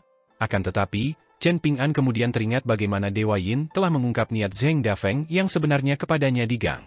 Terlepas dari apakah dewa itu telah diperintahkan untuk melakukan itu oleh Pak Tua Yang, tampaknya ia berutang budi padanya untuk itu. Dengan mengingat hal itu, Chen Ping'an segera berubah pikiran saat ia berkata, "Baiklah, kau boleh memilikinya. Itu hanya sepotong bambu kecil." Dewa Yin tidak tahu mengapa Chen Ping'an tiba-tiba berubah pikiran. Permintaannya terlalu langsung karena ia sangat menginginkan sepotong giok, tetapi ia tidak benar-benar meminta sepotong bambu kepada Chen Ping'an tanpa imbalan, dan ia tersenyum saat menjelaskan, "Aku belum selesai sekarang. Yang ingin kukatakan adalah aku ingin membeli sepotong bambu darimu." Bagaimana kedengarannya koin hujan 10 butir? Chen Ping'an baru saja mengeluarkan sepotong bambu yang diminta dari kantongnya, dan ia tercengang mendengar kata-kata, "koin hujan butir." Ekspresi bingung muncul di wajahnya saat dia berseru, "Bahkan jika potongan bambu ini terbuat dari bambu keberanian dari Gunung Dewa Biru, pasti potongan sekecil itu tidak bernilai sebanyak itu." Dewa Yin tersenyum sambil menjawab, jika kau menjualnya kepada orang lain, harganya paling tinggi hanya beberapa koin panas rendah, tetapi bagiku, kalimat pada slip itu sepadan dengan harga itu. Apakah kau tidak akan menjualnya kepadaku karena harganya terlalu tinggi? Haruskah aku menurunkannya? Bagaimana kalau satu koin panas rendah? Chen Ping'an menawarkan slip bambu itu kepada Dewa Yin dengan kedua tangannya sambil tersenyum dan berkata, senang berbisnis denganmu, Tuan Zhao. Dewa Yin menerima slip bambu dari Chen Ping'an dengan satu tangan sambil menyerahkan 10 koin hujan gandum kepada Chen Ping'an dengan tangan lainnya. Chen Ping'an menerima koin hujan gandum dari Dewa Yin, lalu menatapnya sejenak sebelum buru-buru menyimpannya ke dalam sakunya. Apakah kau tidak akan memeriksanya untuk melihat apakah itu asli? Dewa Yin bertanya dengan senyum geli. Ada banyak sekali koin panas rendah dan koin hujan gandum palsu di luar sana. Saya belum pernah melihat koin hujan gandum asli sebelumnya, tetapi saya percaya pada Anda, Tuan Zhao, jawab Chen Ping'an sambil tersenyum. Setelah itu, dia mengikatkan kembali labu pemeliharaan pedangnya ke pinggangnya. Koin salju ringan setara dengan 1000 tael perak, sedangkan koin panas rendah setara dengan 100 koin salju ringan. Koin hujan biji-bijian bernilai 10 koin panas rendah, dan itulah yang disebut aturan, besarnya 10, dalam transaksi abadi. Adapun koin tembaga esensi emas yang dibuat khusus oleh Jewel Small World, itu bahkan lebih berharga daripada koin hujan biji-bijian. Tiba-tiba, Chen Ping'an merasa seolah-olah dia telah menemukan kekayaan yang sangat besar. Tuan Zhao, bagaimana kalau saya tunjukkan semua kepingan giok saya sehingga Anda bisa melihat apakah ada yang lain yang ingin Anda beli? Chen Ping'an tiba-tiba menawarkan. Dewa Yin menggelengkan kepalanya sambil menjawab sambil tersenyum, saya kehabisan uang. Memang, koin hujan 10 butir itu adalah semua uang yang dibawanya dalam perjalanan ke kota Naga Tua bersama Zheng Dafeng. Salah satu alasan mengapa ia menawarkan harga setinggi itu adalah sebagai ucapan selamat atas terobosan Zheng Dafeng, tetapi alasan yang lebih penting adalah bahwa kalimat yang terukir pada kepingan bambu itu benar-benar beresonansi dengannya. Kehendak surga adalah sesuatu yang bisa dicemooh siapapun, tetapi ia tidak punya pilihan selain percaya bahwa hal seperti itu ada. Ia sebenarnya tidak terlalu bersedia menghabiskan 10 koin hujan gandum utuh untuk satu kepingan bambu, sebaliknya, ia tidak punya pilihan selain melakukannya. Kompleksitas di balik semua ini sangat mendalam, dan mungkin hanya seorang pemurni kinaturalis yang dapat memahaminya sepenuhnya. Tidak apa-apa, Tuan Zhao. Jika Anda menemukan potongan bambu lain yang Anda suka, maka saya akan memberikannya kepada Anda secara gratis, kata Chen Ping'an. Dewa Yin menoleh ke Chen Ping'an sambil tersenyum, tetapi tidak mengatakan apapun lagi saat mengalihkan pandangannya kembali ke lautan awan di atas. Kota Naga Tua adalah tempat yang sangat luas, dan orang kebanyakan akan sangat jarang melihat layang-layang kertas atau burung yang tinggi di langit. Oleh karena itu, terobosan Zheng Dafeng dan reaksi selanjutnya dari lautan awan tidak akan menarik perhatian semua manusia di kota itu, tetapi semua pemurni ki dari 5 tingkat tengah dan seniman bela diri utama di kota itu tidak dapat menahan diri untuk tidak menonton dari bawah. Secara khusus, ini telah menciptakan kehebohan besar di klan Fu, dan Fu Qi, yang telah menunggu Zigui di kaki panggung pendakian naga, telah pergi untuk menyaksikan secara langsung siapa yang telah mampu menerobos lautan awan. Lautan awan menutupi penampilan pria itu, jadi sebagian besar kultivator berstatus tinggi di kota Naga Tua hanya menatap langit untuk melihat tontonan itu dan berspekulasi tentang identitas sebenarnya dari sosok maha kuasa yang telah naik ke surga. Mungkinkah patriark klan Fu yang memiliki alat semu surgawi akhirnya keluar dari pengasingan? Atau apakah patriark klan Jiang Hutan Awan sedang menunjukkan intimidasi di puncak pernikahan Fu Nanhua dengan wanita muda dari klan Jiang? Kota Naga Tua adalah kota paling makmur di seluruh benua timur harta karun, dan sebagai pusat penting yang menghubungkan 3 benua, semua jenis orang dapat ditemukan di kota itu. Ada banyak orang kaya di sini dan juga banyak penjudi bejat. Setelah terobosan Zheng Dafeng, semua penjudi ini muncul seperti bibit setelah hujan musim semi pertama. Tidak hanya ada taruhan pribadi yang diajukan antara teman-teman, bahkan beberapa tempat perjudian besar di kota itu menawarkan peluang dan menerima taruhan. Ada semua jenis taruhan yang dibuat pada subjek seperti jenis kelamin dan nama keluarga orang yang telah membuat terobosan, serta apakah klan Fu akan menargetkan mereka karena penghinaan mereka. Di dalam Fen Manor di pusat kota, pemimpin klan Fen dan para tetua klan, serta tetua tamu semuanya berkumpul di koridor dengan ekspresi gembira di wajah mereka. Mereka semua berusia setidaknya 100 tahun, dan sejak Zheng Dafeng naik ke lautan awan, mereka mulai berspekulasi tentang siapa yang telah mencapai ketinggian yang menakjubkan itu. Dengan informasi yang telah mereka kumpulkan sejauh ini, mereka dapat memastikan bahwa Zheng Dafeng lah yang telah membuat terobosan tanpa peringatan apapun, naik ke puncak gunung. Tentu saja ini adalah berita yang fantastis bagi klan Fen, dan jika tidak terjadi apa-apa, Zheng Dafeng akan tinggal di kota Naga Tua selama beberapa dekade ke depan, jadi pada dasarnya, klan Fen dapat menikmati perlindungan dari seorang seniman bela diri tingkat 9 untuk masa mendatang. Seniman bela diri pemula mengolah tubuh, seniman bela diri menengah mengolah ki, dan lebih dari itu muncullah kultivasi jiwa. Semakin tinggi tingkat yang dicapai seseorang, terutama setelah mencapai tingkat ketujuh, jurang pemisah antara setiap tingkat berikutnya menjadi sangat lebar. Oleh karena itu, di antara seniman bela diri tingkat atas, perbedaan satu tingkat saja hampir merupakan kesenjangan kekuatan yang tidak dapat diatasi. Meskipun demikian, hasil pertarungan antara dua seniman bela diri tersebut tidak selalu pasti. Tiba-tiba, lautan awan di atas kota naga tua mulai bergolak hebat saat turun dengan cepat, dan sebelum semua orang menyadarinya, awan-awan itu telah dibanjiri oleh lautan awan. Pada saat ini, semua pemurni ki dan seniman bela diri merasakan aura di tubuh mereka sedikit mandek dalam sirkulasi mereka, tetapi lautan awan menghilang secepat saat turun, hanya bertahan sesaat sebelum benar-benar menghilang dari pandangan. Meski begitu, banyak kultivator Golden Courtier di kota itu masih merasa cukup khawatir. Zheng Dafeng telah naik ke surga sebagai seniman bela diri tingkat 8, namun saat ia kembali ke gang dengan berjalan kaki, ia telah mencapai Mountain Summit Tier. Selama ini, para karyawan perempuan di toko itu bercanda satu sama lain seperti biasa, sama sekali tidak menyadari apa yang baru saja terjadi di halaman belakang toko. Ketidaktahuan mereka memang menyedihkan, tetapi itu juga membuat mereka merasa puas dan aman dari dunia yang sebenarnya berada di luar jangkauan mereka. Mereka melihat penjaga toko memasuki toko, tetapi mereka tidak mempermasalahkannya. Dia membawa 2 toples anggur berkualitas yang dibelinya dari jalan tetangga, dan dia berjalan kembali ke halaman belakang sebelum melemparkan salah satu toples anggur itu ke Chen Ping'an. Dia kemudian mengambil pipanya dari tanah dan duduk kembali di tangga dalam diam, tidak menghisap pipanya atau meminum anggurnya. Tak lama kemudian, dia memecah kesunyiannya, tetapi alih-alih berbicara kepada Chen Ping'an, mentor Dao yang telah ditugaskan kepadanya oleh Pak Tua Yang, dia menoleh kepada Dewa Yin sambil bertanya, "Bisakah kau jujur padaku sekarang, Pak Tua Zhao? Instruksi apa lagi yang diberikan kakek tua itu padamu? Chen Ping'an akan berangkat dengan kapal Pulau Osmanthus dalam beberapa hari lagi, bisakah kau memberitahuku apakah aku harus menjadi pelindung Dao-nya atau tidak?" Dewa Yin menggelengkan kepalanya sebagai tanggapan. "Yang dikatakan oleh penguasa surgawi kepadaku hanyalah membiarkanmu dan menikmati hidupmu jika kau berhasil membuat terobosan, tetapi jika kau gagal, maka aku harus melemparkanmu ke laut untuk memberi makan ikan." Zheng Dafeng mengusap wajahnya sendiri dengan tangannya sambil mengerang, "Ya ampun, aku masih bingung seperti sebelumnya."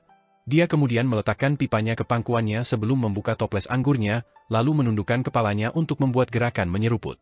Anggur dalam kendi itu segera naik seperti aliran sebelum mengalir ke mulutnya dengan sendirinya. Zheng Dafeng menyeka bagian belakang tangannya di mulutnya, lalu menatap lautan awan di langit sambil bertanya, "Pak Tua Zhao, apakah menurutmu orang tua itu bisa memprediksi apa yang kulihat saat aku menerobos?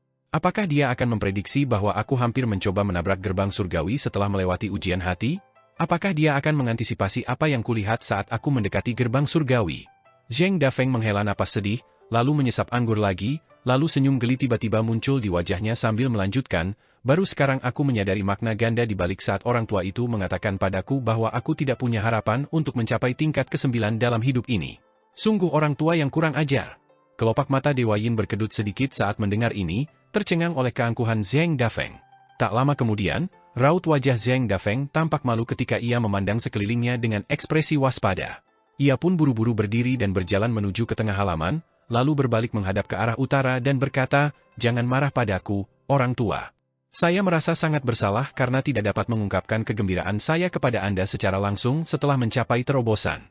Kekuatanmu hanya bisa disamai oleh kemurahan hati yang tak terbatas, jadi mohon maafkan aku dan terimalah permintaan maafku ini."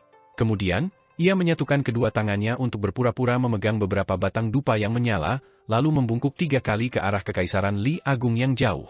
Sementara itu, Chen Ping'an melihat dengan ekspresi bingung, bertanya-tanya bagaimana Pak Tua yang berhasil menghasilkan sepasang murid yang sangat berbeda seperti Li Er dan Zheng Dafeng. Namun, kemudian terpikir olehnya bahwa kepribadian Li Baoping, Lin Shouyi, dan Li Huai juga sangat berbeda, dan perbedaan antara Li Er dan Zheng Dafeng tiba-tiba tidak tampak begitu aneh baginya. Namun, sebelum berpura-pura mempersembahkan dupa kepada Pak Tua Yang, Zheng Dafeng juga telah membuat gerakan aneh yang menarik perhatian Chen Ping'an. Ia mengangkat lengan dan melambaikan tangannya dalam lingkaran di atas kepalanya, seolah-olah sedang memetik 3 batang dupa tak terlihat dari udara tipis di atasnya. Setelah melakukan semua itu, Zheng Dafeng duduk malas di bangkunya, seolah-olah dia benar-benar baru saja memutuskan untuk menikmati hidupnya. Dia menoleh ke Chen Ping'an, yang juga menatapnya. Zheng Dafeng bertingkah seperti bajingan yang tidak ingin membayar utangnya, sementara pikiran Chen Ping'an yang diungkapkan melalui matanya adalah bahwa dia mungkin tidak dapat mengalahkan Zheng Dafeng dalam pertempuran, tetapi dia pasti bisa mengomeli Zheng Dafeng sampai mati jika dia menolak membayar utangnya. Dewa Yin menatap mereka berdua, dan tiba-tiba merasa seperti tidak dapat memahami dunia ini lagi. Akhirnya, keheningan itu pecah, tetapi tidak oleh siapapun di halaman belakang. Seseorang telah mengangkat tirai pintu masuk belakang toko, tetapi dia tidak langsung melangkah keluar ke halaman. Sebaliknya, dia memegang tirai dengan satu tangan dan sebotol anggur osmanthus terbaik di kota naga tua di tangan lainnya. Hanya sebotol anggur itu saja bernilai koin kepingan salju. Anak laki-laki itu melihat ada orang lain di halaman bersama Zheng Dafeng, jadi dia berdiri di tempat dengan ekspresi ragu-ragu saat bertanya dengan suara tidak yakin, "Bolehkah saya masuk, Tuan Zheng?" Dewa Yin sudah menghilang saat anak laki-laki itu melangkah masuk ke toko obat debu. Chen Ping'an menoleh dan mendapati bahwa pendatang baru itu adalah seseorang yang seusia dengannya, dan dia dapat mengatakan bahwa bocah itu adalah seniman bela diri murni yang tampaknya berada di tingkat ketiga. Chen Ping'an dapat melihat bahwa saat bocah itu bernapas, semua urat, tulang, otot, dan kulit di tubuhnya bergetar sedikit, yang menunjukkan bahwa dia telah membangun fondasi seni bela diri yang sangat kokoh. Namun, masih banyak kekurangan yang harus diperbaiki, yang paling jelas adalah sempitnya dan ketidakrataan meridian, yang berfungsi sebagai jalur antara titik akupunturnya, yang mengakibatkan sirkulasi ki sejatinya yang tidak optimal. Tiba-tiba, Chen Ping'an terkejut mendapati dirinya mengevaluasi basis kultivasi seni bela diri orang lain. Hanya pada saat inilah Chen Ping'an benar-benar menyadari bahwa dia telah mencapai tingkat keempat. Zheng Dafeng tidak menghiraukan Chen Ping'an yang kebingungan saat ia memberi isyarat kepada anak muda itu sambil tersenyum dan berkata, "Aku tahu kakekmu akan mampu mengetahuinya. Aku tidak ingin bersikap terlalu kasar. Tetapi yang kau bawakan untukku sebagai hadiah ucapan selamat hanyalah sebotol anggur osmanthus Klan Fan Mu? Bukankah itu agak terlalu pelit? Aku benar-benar kasar dalam hal-hal penting, tetapi aku sangat teliti dalam hal-hal kecil. Tinggalkan anggur di sini, lalu pulanglah dan beritahu kakekmu bahwa menjadi terlalu pelit dapat menjadi bumerang baginya di masa depan." Wajah anak laki-laki itu tampak pasrah saat dia menjelaskan, "Aku menyelinap keluar untuk membawakanmu anggur ini setelah mendengar tentang apa yang terjadi dari kakekku, jadi ini bukan hadiah dari para seniorku. Jika kamu tidak menyukainya, aku dapat membawakanmu hadiah yang lebih baik setelah aku mewarisi Pulau Osmanthus dari klanku. Aku menyelundupkan sebotol anggur ini dari rumah, jadi tolong jangan beritahu kakekku. Aku akan kembali untuk meminta hadiah ucapan selamat yang lebih baik sekarang." Setelah itu, bocah itu meletakkan botol anggur sebelum bergegas pergi. Zheng Dafeng tidak berusaha menahannya, dan dia menoleh untuk melirik Chen Ping'an, yang menurutnya jauh lebih tidak enak dipandang. Keduanya adalah anak laki-laki muda, tetapi orang dari klan Fan memperlakukan orang lain dengan tulus dan murah hati, dan juga sangat santai. Sebaliknya, Chen Ping'an telah membuktikan dirinya sangat pelit sehingga dia masih ingat utang lama sebesar 5 koin tembaga. Di mata Zheng Dafeng, warna kulitnya yang kecoklatan pasti mewakili kegelapan di hatinya. Chen Ping'an mampu menguraikan banyak informasi dari apa yang baru saja dikatakan anak laki-laki itu. Anak laki-laki itu berasal dari klan Fan, klan yang menurut San Jiashu telah mendapatkan dukungan dari Kekaisaran Li Agung bersama klan Fu. Saat ini, dia adalah murid Zheng Dafeng, dan di masa depan, dia akan mewarisi kapal Pulau Osmanthus itu. Selain itu, Dewa Yin telah mengungkapkan sebelumnya bahwa Zheng Dafeng akan membuat kesepakatan dengan Tuan Kota Fu Qi. Chen Ping'an hanya mempertimbangkan hal-hal ini sejenak sebelum mengesampingkan alur pemikiran ini.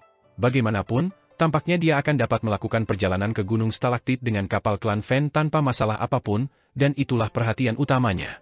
Adapun apa yang terjadi di kota naga tua di masa depan, apakah itu pertempuran antar dewa atau apapun, itu bukan sesuatu yang perlu dipikirkannya. Yang harus dilakukannya hanyalah tinggal dengan sabar di toko obat selama beberapa hari, lalu pergi ke Gunung Stalaktit dengan kapal Pulau Osmanthus, menuju tembok besar Ki Pedang dari sana, lalu menyerahkan pedang yang dibawanya kepada Ning Yao. Tiba-tiba, Zheng Dafeng mengulurkan tangan untuk membuat gerakan meraih sambil terkekeh, "Kembalilah, nak. Kau tidak benar-benar berencana untuk meminta hadiah ucapan selamat dari para seniormu untukku, kan?" Pada kenyataannya, Zheng Dafeng sama sekali tidak peduli dengan apa yang dikatakan bocah itu setelah dia pulang. Satu-satunya alasan mengapa dia memintanya untuk kembali adalah karena dia tidak ingin terjebak di halaman bersama Chen Ping'an sendirian. Kalau tidak, mereka berdua akan terus saling menatap dalam keheningan yang menegangkan ini, dan Chen Ping'an adalah mentor Dao-nya, jadi tidak mungkin dia bisa begitu saja menghajarnya. Pada titik ini, bocah dari klan Fan sudah hampir keluar dari gang, tetapi pakaiannya tiba-tiba ditarik dari belakang, membuatnya berhenti mendadak. Dia tentu saja sangat terkejut dengan ini, mengira bahwa dia telah bertemu dengan seorang pembunuh, tetapi suara Zheng Dafeng kemudian bergema di dalam hatinya. Senyum lebar muncul di wajah bocah itu, dan dia memberi isyarat kepada tetua tamu tingkat inti emas dari klannya untuk mundur, lalu dengan cepat bergegas kembali ke toko obat debu. Begitu masuk, dia bertukar sapa dengan beberapa karyawan wanita yang sudah dikenalnya, lalu mengangkat tirai dan kembali ke halaman belakang sementara semua karyawan wanita itu mengomentari ketampanannya. Bocah itu menyukai suasana ini dari lubuk hatinya.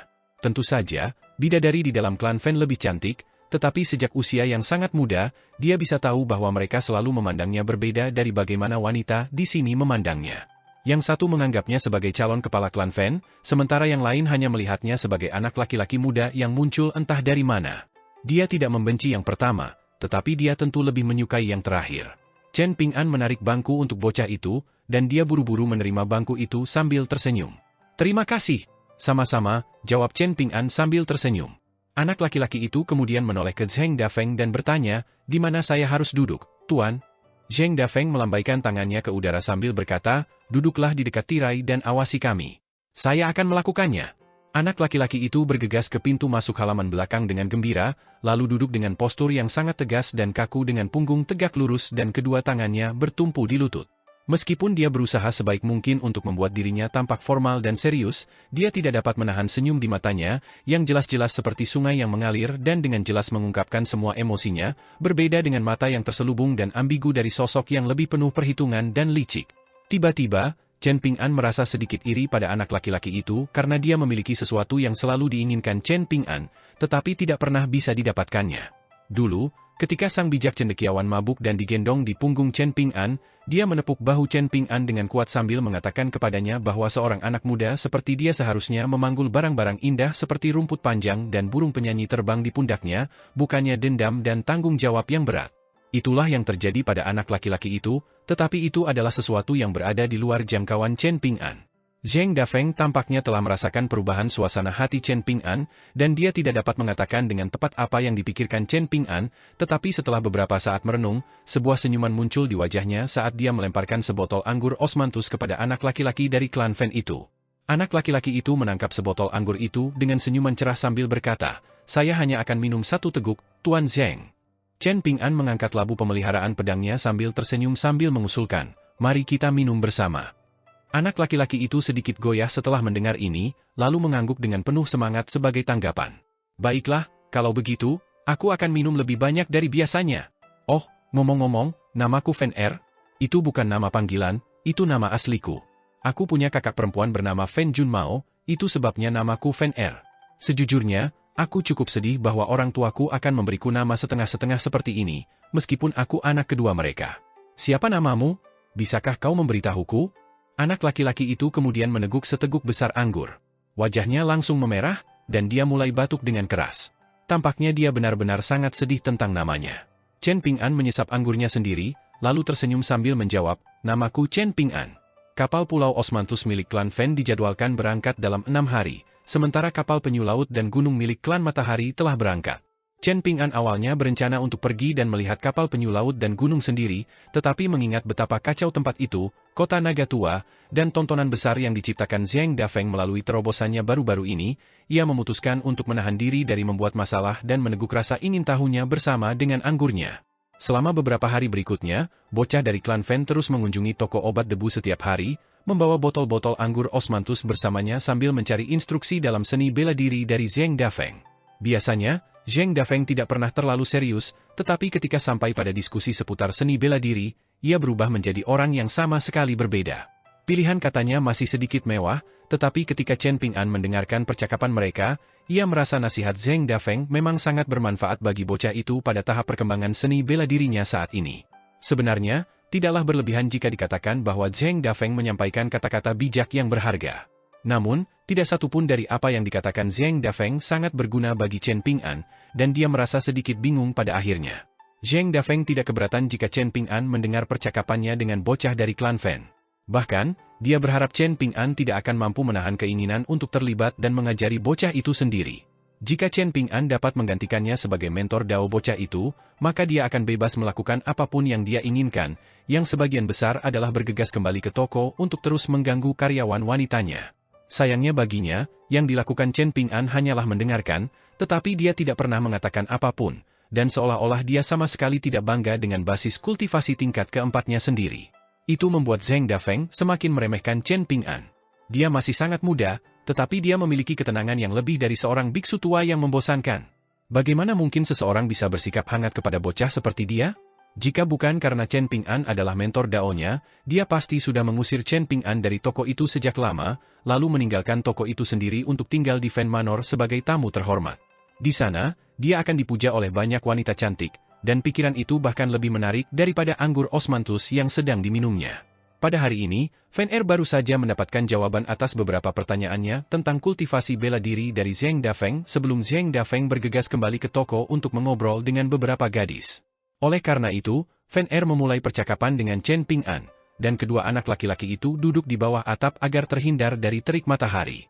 Sebagai kepala klan San Jiashu memiliki tanggung jawab yang sangat berat di pundaknya, dan kata-kata serta tindakannya mencerminkan hal ini. Semua yang dilakukannya dirancang untuk membuat orang lain merasa nyaman di dekatnya. Sebaliknya, Fen Er jauh lebih polos, tetapi tidak sampai tidak menyadari kesulitan orang kebanyakan. Dia juga sangat cerdas dan supel, dan secara keseluruhan, jelas bahwa dia dibesarkan dengan baik. Orang tuanya kemungkinan besar juga orang yang sangat santai, sebagaimana dibuktikan oleh nama yang mereka berikan kepada Fen Er. Setiap kali Fen Er berbicara tentang kakak perempuannya, Fen Junmao, matanya akan selalu penuh dengan kekaguman. Meskipun dia dan saudara perempuannya hanya saudara tiri yang lahir dari ibu yang berbeda dan meskipun mereka berdua adalah anggota klan yang sangat kaya, dia tetap sangat menyayangi ibu saudara perempuannya. Dia selalu mengatakan bahwa ibu kandungnya sendiri terlalu memanjakannya dan terlalu lunak padanya, dan meskipun dia menikmati perlakuan ini, dia khawatir dia tidak akan pernah bisa tumbuh dewasa. Sebaliknya, ibu saudara perempuannya juga memanjakannya, tetapi mengajarinya banyak prinsip di atas semua itu dan selalu sangat objektif dan beralasan dalam pendekatannya untuk mendidiknya. Setiap kali Chen Ping'an melakukan sesuatu yang benar dalam pelajarannya, latihan bela dirinya, atau apapun, Fen Er akan memujinya dan memberitahu apa yang telah dilakukannya dengan benar. Namun, jika dia melakukan kesalahan, Fen Er akan memperlakukannya seperti orang dewasa. Alih-alih memarahi atau memakinya, Fen Er akan memberitahu Chen Ping'an apa yang telah dilakukannya dengan tenang dan sungguh-sungguh, jadi Fen Er menghormatinya dari lubuk hatinya. Meskipun kedua anak laki-laki itu baru saling kenal selama beberapa hari, Fen Er sangat bersedia untuk terbuka kepada Chen Ping'an dan menceritakan tentang hidupnya. Sedangkan Chen Ping'an, dia juga sangat senang mendengar cerita Fen Er, dan dia akan mendengarkan dalam diam sambil menyeruput anggur. Awalnya, Fen Er khawatir bahwa dia membuat Chen Ping'an bosan, tetapi dia segera menyadari bahwa Chen Ping'an benar-benar suka mendengarnya berbicara, dan itu mendorongnya untuk lebih terbuka. Sebagai balasannya, Chen Ping'an juga menceritakan banyak kisah masa kecilnya kepada Fen Er, termasuk bagaimana ia bekerja sebagai buruh kuli dan bagaimana ia menjelajahi pegunungan saat masih kecil. Pertanyaan yang diajukan Fen Er setelah mendengar kisah Chen Ping'an seringkali sangat lucu dan sulit ditebak. Kamu makan tanah liat? Apakah rasanya enak? Apakah sama enaknya dengan nasi? Lupakan saja. Tidak masalah asalkan bisa mengenyangkan perutku. Bisakah kamu mengajariku jenis tanah liat mana yang rasanya paling enak? Dengan begitu, sebelum aku ditolak makan sebagai hukuman dari orang tuaku, aku akan bisa mengambil sekantung besar tanah liat dalam perjalanan ke balai leluhur. Bisakah kamu membuat sendiri barang pecah belah dari awal sampai akhir? Luar biasa. Saat aku dewasa, kamu harus memberiku barang pecah belah yang kamu buat sendiri. Tidak perlu terlalu mewah atau rumit, cukup buatkan aku cangkir anggur atau cangkir teh, asalkan orang lain bisa mengenalinya. Dengan begitu, aku bisa memamerkan cangkir itu kepada mereka dan memberitahu mereka bahwa itu buatan tangan temanku. Mereka pasti akan iri. Apa itu Skywell? Apa yang terjadi jika hujan atau salju? Bisakah kamu memelihara ikan dan kepiting di kolam di bawah Skywell? Chen Ping'an menjawab pertanyaan Fen Er satu persatu, lalu tersenyum sambil mengatakan sesuatu yang membuat Fen Er sangat gembira. Aku punya teman baik bernama Liu Xianyang. Dia orang yang sangat hebat saat ini, dan dia sudah pergi ke benua pusaran selatan sendirian. Dia mengajariku cara membuat perangkap dan membuat busur dan anak panah. Aku bisa mengenalkannya padamu jika ada kesempatan. Fen Er langsung mengangguk dengan penuh semangat sebagai jawaban, dan dia tidak sabar untuk belajar cara membuat perangkap, busur, dan anak panah sendiri. Dia sudah mulai mempertimbangkan apa yang akan dilakukannya jika Chen Ping'an membawa Liu Xianyang ke Fen Manor suatu hari nanti. Dia mempertimbangkan di mana mereka berdua akan tinggal, apa yang akan mereka makan dan minum setiap hari, tempat mana saja di kota naga tua yang akan mereka kunjungi. Setelah itu, Fen Er tidak berada di toko obat debu selama sehari. Larut malam, toko obat sudah tutup beberapa lama yang lalu, dan Chen Ping'an serta Zheng Dafeng berada di ruang utama di halaman belakang, menyantap makanan yang telah dimasak untuk mereka oleh seorang wanita.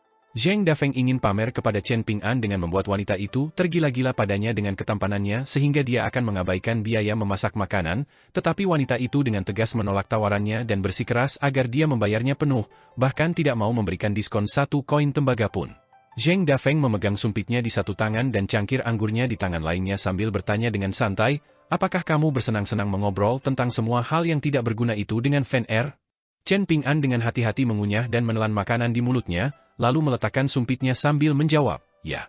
Ekspresi meremehkan muncul di wajah Zheng Dafeng, tetapi pada akhirnya, dia tidak dapat menahan rasa ingin tahunya saat dia bertanya, katakan, belum lama sejak aku meninggalkan Jewel Small World, bagaimana kamu bisa mendapatkan begitu banyak harta karun selama waktu itu? Apakah kamu hanya secara membabi buta mengalami keberuntungan demi keberuntungan? Mengapa aku harus memberitahumu? Aku tidak dekat denganmu, balas Chen Ping'an. Jadi kamu dekat dengan Fan Er? Zheng Dafeng membalas sambil mengangkat alisnya. Aku lebih dekat dengannya daripada denganmu, jawab Chen Ping'an. Zheng Dafeng meringis sambil mendesah, orang tua itu benar-benar telah banyak membantumu dengan menjual pertama kepadamu. Chen Ping'an tidak memberikan jawaban atas ini. Melihat bahwa dia telah merusak karakternya, Zheng Dafeng memutuskan bahwa dia tidak akan kehilangan apapun, jadi dia terus bertanya, jadi kamu tidak lagi berteman dengan San Jiashu, benarkah? Chen Ping'an mengangguk sebagai jawaban. Zheng Dafeng tersenyum sambil bertanya, apakah kau tidak akan mencoba menyelamatkan persahabatan dengannya? Aku tidak bisa mengatakan dia sangat pintar, tetapi dia pasti sangat kaya. Bahkan jika kalian hanya berteman biasa dengannya, kalian tidak perlu khawatir tentang makanan dan penginapan kapanpun kalian datang ke kota Naga Tua di masa mendatang. Itulah kira-kira yang bisa dia tawarkan kepadaku, jawab Chen Ping'an sambil menggelengkan kepalanya. Setelah ragu sejenak, Chen Ping'an menambahkan, San Jiashu bukanlah orang jahat, hanya saja dia tidak cukup bersungguh-sungguh dalam hal-hal tertentu. Jika saya seorang pengusaha, saya tidak akan berani membuat kesepakatan besar dengannya. Untuk orang seperti dia memberi harga pada setiap orang yang ditemuinya, dan dia tahu kira-kira berapa nilai orang-orang di sekitarnya. Pada akhirnya, tidak peduli seberapa dekat seseorang dengannya, dia hanya akan menganggapnya sebagai aset bisnis. Siapa yang bisa menjamin bahwa dia tidak akan menjual seseorang suatu hari nanti demi keuntungannya sendiri? Tentu saja, saya tidak begitu mengenalnya, jadi penilaian saya di sini bisa saja salah. Bagaimanapun, dia tidak ada hubungannya dengan saya lagi. Zheng Dafeng tersenyum sambil berkata, aku heran kamu berpikir seperti itu dengan cara yang sederhana, dan aku juga heran kamu berpikir begitu buruk tentangnya. Dia akan mencapai posisi yang sangat tinggi di masa depan. Jika kamu tidak mau berteman dengannya, itu akan menjadi kerugian yang sangat besar bagi kalian berdua. Jika kamu tidak percaya padaku, maka kita akan menunggu dan melihat saja dan biarkan waktu yang berbicara.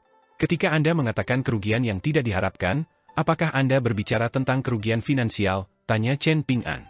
Zheng Dafeng menjatuhkan kakinya ke bangku di sampingnya, lalu bertanya, apalagi yang bisa saya bicarakan?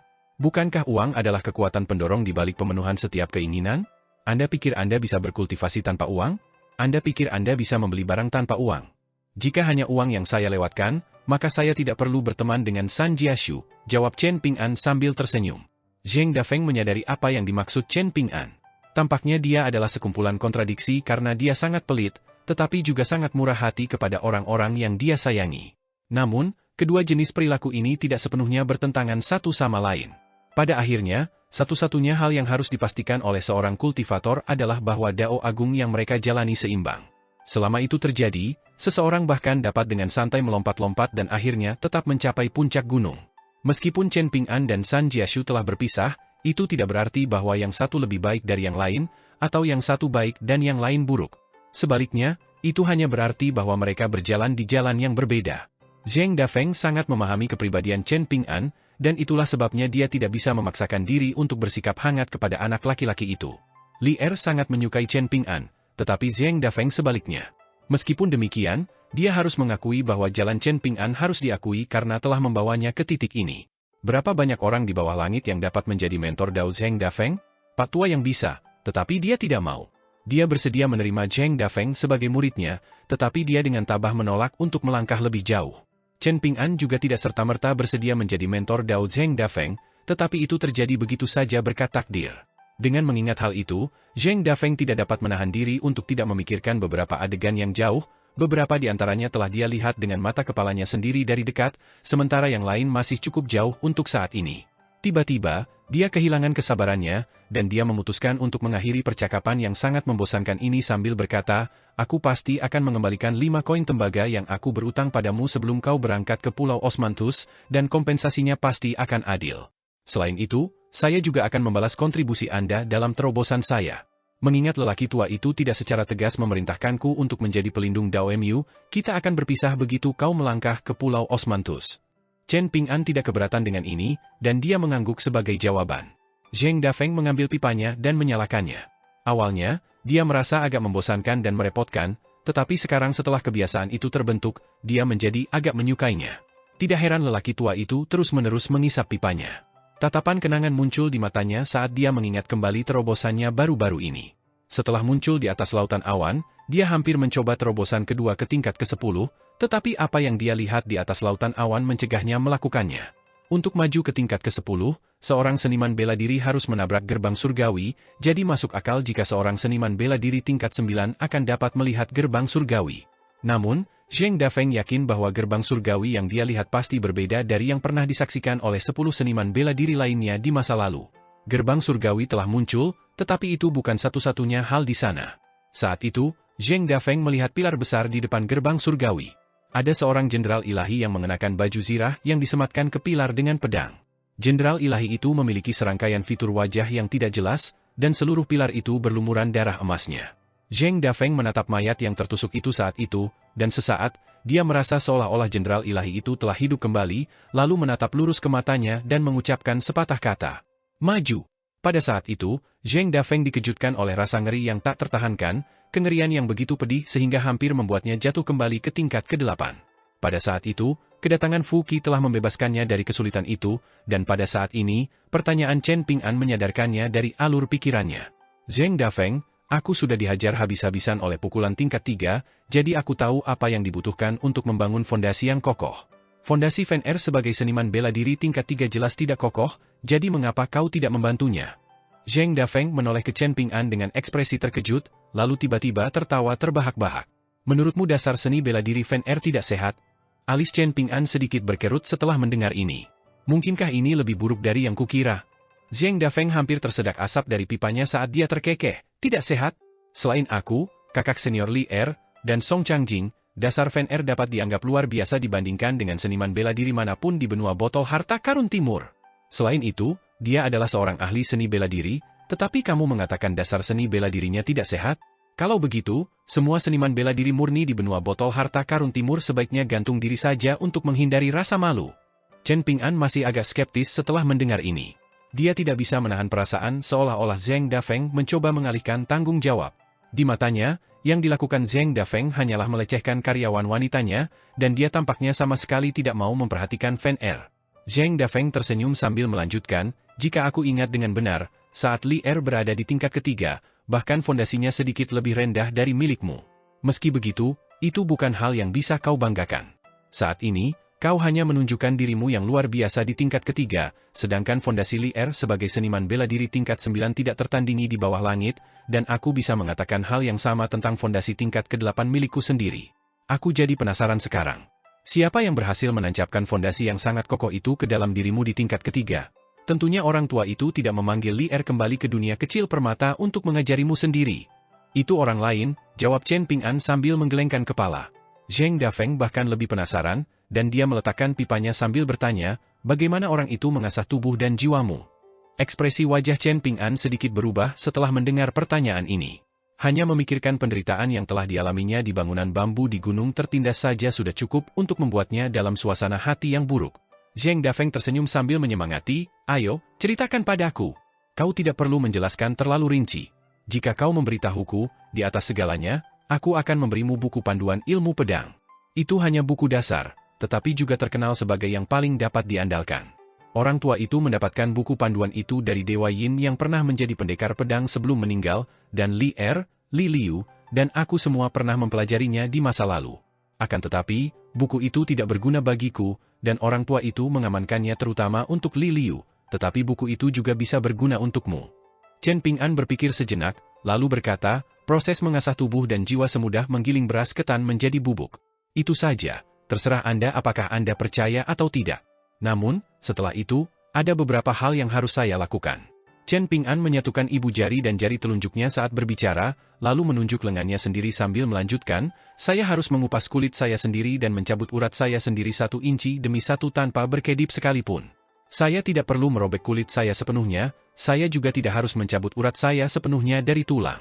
Sebaliknya, seseorang akan memberitahu saya kapan harus berhenti, dan setelah itu, saya akan dibawa ke pemandian obat, setelah itu luka saya akan sembuh dengan sangat cepat. Berapa kali Anda harus melakukan ini secara total? Tanya Zheng Dafeng. Terlalu banyak untuk dihitung, jawab Chen Ping'an. Saya harus melakukannya setiap hari. Ekspresi tercengang muncul di wajah Zheng Dafeng, lalu dia tertawa terbahak-bahak. Hebat sekali. Hanya memikirkan semua penderitaan yang harus kau lalui saja sudah membuatku senang. Kau boleh memiliki buku panduan pedang itu, dan aku berjanji tidak akan merusaknya sebelum aku memberikannya padamu. Chen Ping'an memutar matanya sebagai tanggapan, menganggap Zheng Dafeng sebagai orang yang sangat membosankan. Orang macam apa lagi yang mau menghabiskan sepanjang hari menjalankan toko obat yang tidak pernah menghasilkan uang? Zheng Dafeng butuh waktu yang sangat lama untuk akhirnya menahan tawanya, lalu berkata, bakat Fan Er tidak kalah dengan Anda, tetapi jika menyangkut mentalitasnya, dia tidak sekuat itu, yang tidak dapat dihindari, mengingat latar belakang dan pendidikannya. Ini mungkin terdengar sedikit kasar, tetapi dibandingkan dengan Anda dan saya, dia kuat di luar, tetapi rapuh di dalam. Jika dia harus menjalani pelatihan yang sama seperti Anda, dia akan hancur. Zheng Dafeng meremas gelas anggurnya di antara 2 jarinya, langsung menghancurkannya menjadi bubuk, lalu bertanya, apakah seni bela diri lebih penting atau kehidupan seseorang lebih penting? Chen Ping'an berdiri dan mulai membersihkan meja, sementara ekspresi muram muncul di wajah Zheng Dafeng. Dia tiba-tiba menemukan bahwa keadaan di balik hancurnya porselen ikatan Chen Ping'an sangat rumit, bahkan lebih rumit dari yang dibayangkannya. Tiba-tiba, rasa simpati terhadap Chen Ping'an membuncah di hati Zheng Dafeng. Nama yang diberikan kepadanya tampak sangat ironis, mengingat bahwa hidupnya sampai saat ini sama sekali tidak aman dan tenteram. Siapa yang lebih mirip denganmu, Chen Ping'an? Ayahmu atau ibumu? Zheng Dafeng bertanya dengan santai. Menurut tetanggaku, aku lebih mirip ibuku, jawab Chen Ping'an. Dia kemudian melirik Zheng Dafeng sebelum melanjutkan, tidak peduli seperti apa aku, mereka pasti lebih tampan daripada dirimu. Minggir, bentak Zheng Dafeng, dan sedikit simpati yang membuncah di hatinya langsung memudar. Di sini ada lencana yang dibuat dari kayu osmanthus yang tergantung di pinggang Chen Ping'an. Di bagian depan lencana terukir frasa yang agak aneh, yang berbunyi, tumbuh di bawah sinar bulan, mekar di bawah matahari, sementara sisi lain lencana itu berbunyi, tamu osmanthus dari klan Fan. Agak aneh bahwa tamu osmanthus digunakan di sini sebagai lawan dari tamu terhormat. Lebih jauh, lencana kayu, yang secara pribadi diberikan kepada Chen Ping'an oleh Fan Er, juga memuat tulisan yang bertuliskan, sahabat Fan Er, dalam teks kecil. Jelas bahwa Fan Er telah membuat tulisan ini. Tidak butuh waktu lama sebelum seseorang datang untuk menyambut Chen Ping'an. Itu adalah seorang wanita paruh baya yang membawa dirinya dengan cara yang sangat elegan, dan tidak ada yang mesum atau menggoda tentang dirinya. Meskipun dia tidak terlalu cantik, dia memiliki watak yang luar biasa dan halus, dan Chen Ping'an dapat mengatakan bahwa dia adalah seorang pemurni Qi dari 5 tingkat tengah. Dia memperkenalkan dirinya sebagai salah satu administrator di Pulau Osmanthus, dan mengatakan kepada Chen Ping'an bahwa dia bisa memanggilnya sebagai Bibi Gui, Gui seperti dalam Osmanthus. Chen Ping'an dengan senang hati menurutinya, dan dia mengatakan kepada Bibi Gui bahwa dia akan berada dalam perawatannya dalam perjalanan ke Gunung Stalaktit ini. Bibi Gui menunjuk lencana kayu yang tergantung di pinggang Chen Ping'an sambil menjelaskan, itu lencana tamu Osmanthus yang hanya bisa diberikan oleh pemimpin klan kita, dan dengan lencana itu, semua pembelian yang kamu lakukan di Pulau Osmanthus akan mendapat diskon 30%. Sedikit rasa geli kemudian muncul di matanya saat dia melanjutkan dengan senyum penuh kasih sayang, Fan Er juga menyuruhku untuk lebih memperhatikanmu, jadi kamu bisa mendapat diskon 40% sebagai gantinya. Chen Ping'an mengangguk sebagai jawaban, tetapi dalam hati, dia sudah memutuskan bahwa dia tidak akan membeli apapun lagi dalam perjalanan antar benua ini kecuali jika itu adalah sesuatu yang benar-benar menarik perhatiannya. Bagaimanapun, Fan Er menganggapnya sebagai teman, dan dia harus membalas perasaan itu, daripada mengambil keuntungan berlebihan dari persahabatan Fan Er untuk menyalahgunakan diskon 40% yang telah diberikan kepadanya. Dalam urusan bisnis antara teman, sangat sulit untuk mengukur apa yang dapat diterima dan apa yang tidak, dan itu bukanlah keahlian Chen Ping'an. Bibi Gui membawa Chen Ping'an ke sebuah puri besar yang disebut Istana Osmanthus, dan dalam perjalanan ke sana, dia memperkenalkan Chen Ping'an tentang hal-hal yang dapat ditemukannya di Pulau Osmanthus, khususnya bahwa dia harus mencicipi kue Osmanthus dan anggur Osmanthus yang ditawarkan di kapal. Kedua hal itu tersedia di puri yang telah diberikan kepada Chen Ping'an, dan yang harus dia lakukan hanyalah memintanya dari pelayan di puri itu. Chen Ping'an tidak menolak tawaran ini, menepuk-nepuk labu pemelihara pedangnya sambil tersenyum sambil berkata, "Aku pasti akan minum anggur." Bibi Gui melirik labu anggur yang diikatkan di pinggang Chen Ping'an sambil tersenyum dan mengangguk sebagai jawaban. Ada lebih dari 1000 pohon osmanthus di Pulau Osmanthus, dan pohon leluhur di puncak gunung itu bahkan lebih tua dari kota naga tua, ditanam sendiri oleh seorang abadi agraria dari benua ilahi bumi tengah. Pulau Osmanthus telah mampu melakukan perjalanan antar benua selama lebih dari 1000 tahun tanpa hancur, dan di atas semua itu, pulau itu telah tumbuh perlahan selama ini berkat penyebaran akar pohon Osmanthus di pulau itu dan metode khusus yang digunakan klan Fan untuk menambahkan tanah ke pulau itu. Ini semua dapat dikaitkan dengan pohon Osmanthus leluhur itu. Selain itu, alasan mengapa anggur Osmanthus klan Fan begitu dihargai dan mahal adalah karena bunga Osmanthus yang digunakan untuk menyeduh anggur tersebut semuanya berasal dari pohon Osmanthus yang berusia setidaknya 1000 tahun. Kadang-kadang, beberapa pedagang kaya di benua botol berharga timur yang memiliki hubungan baik dengan klan Fan dapat membeli sebagian anggur ini, dan seringkali disimpan untuk koleksi pribadi mereka atau untuk digunakan sebagai hadiah. Setelah melewati gerbang istana Osmanthus, Bibi Gui menuntun Chen Ping'an melalui serangkaian koridor dan lorong. Halamannya tidak terlalu mewah atau megah, tetapi sangat elegan dan dibangun dengan baik. Akhirnya, Bibi Gui membawa Chen Ping'an ke sebuah halaman bernama Gui Mai, di mana dia menjelaskan, urat-urat daun pohon Osmanthus menyerupai Gui, artefak upacara Konfusianisme, dan dari sanalah nama Osmanthus berasal. Halaman itu tidak terlalu besar, tetapi di sanalah energi spiritual di Pulau Osmanthus paling melimpah. Chen Ping'an merasa ini agak sia-sia. Lagi pula, dia bukan pemurni Qi, jadi tidak masalah apakah dia tinggal di tempat dengan energi spiritual yang sedikit atau melimpah. Sebaliknya, akan jauh lebih baik bagi seseorang yang benar-benar dapat memperoleh manfaat dari energi spiritual untuk tinggal di sini. Dengan mengingat hal itu, dia berkata, "Bibi Gui, saya seorang seniman bela diri murni, jadi akan sangat sia-sia bagi saya untuk tinggal di sini. Bagaimana kalau saya pindah ke halaman lain?" Bibi Gui tersenyum sambil menjawab, "Ini bukan masalah uang, jadi jangan merasa bersalah untuk tinggal di sini. Mengingat seberapa dekat kamu dengan tuan muda kita, aku tidak akan terkejut bahkan jika ini menjadi halaman pribadimu dan tidak disediakan untuk siapapun yang bepergian di Pulau Osmanthus." Gagasan bahwa ini adalah isyarat persahabatan dari Fan Er segera menghapus keraguan di benak Chen Ping'an, dan dia berjalan menuju halaman Gui Mai tanpa ragu-ragu lagi. Ada seorang wanita muda cantik yang menunggunya di halaman, dan dia tampak memiliki watak yang sedikit dingin. Meskipun dia hanya berdiri diam, dia memberikan pemandangan yang menakjubkan untuk dilihat. Begitu dia melihat Chen Ping'an dan Bibi Gui, senyum langsung muncul di wajahnya saat dia berkata, "Salam, Tuan Muda Chen, nama saya Jin Su, Jin berarti emas, Su berarti millet. Pada zaman dahulu, ini adalah nama alternatif untuk bunga Osmanthus. Saya akan menjaga Anda selama perjalanan ini." Senyum itu langsung menembus wataknya yang sedikit dingin, dan itu adalah pemandangan yang menakjubkan seperti taman bunga yang mekar sekaligus. Chen Ping'an secara refleks menangkupkan tinjunya sebagai penghormatan formal saat dia menjawab, "Saya akan berada di bawah perawatan Anda, Jin Su."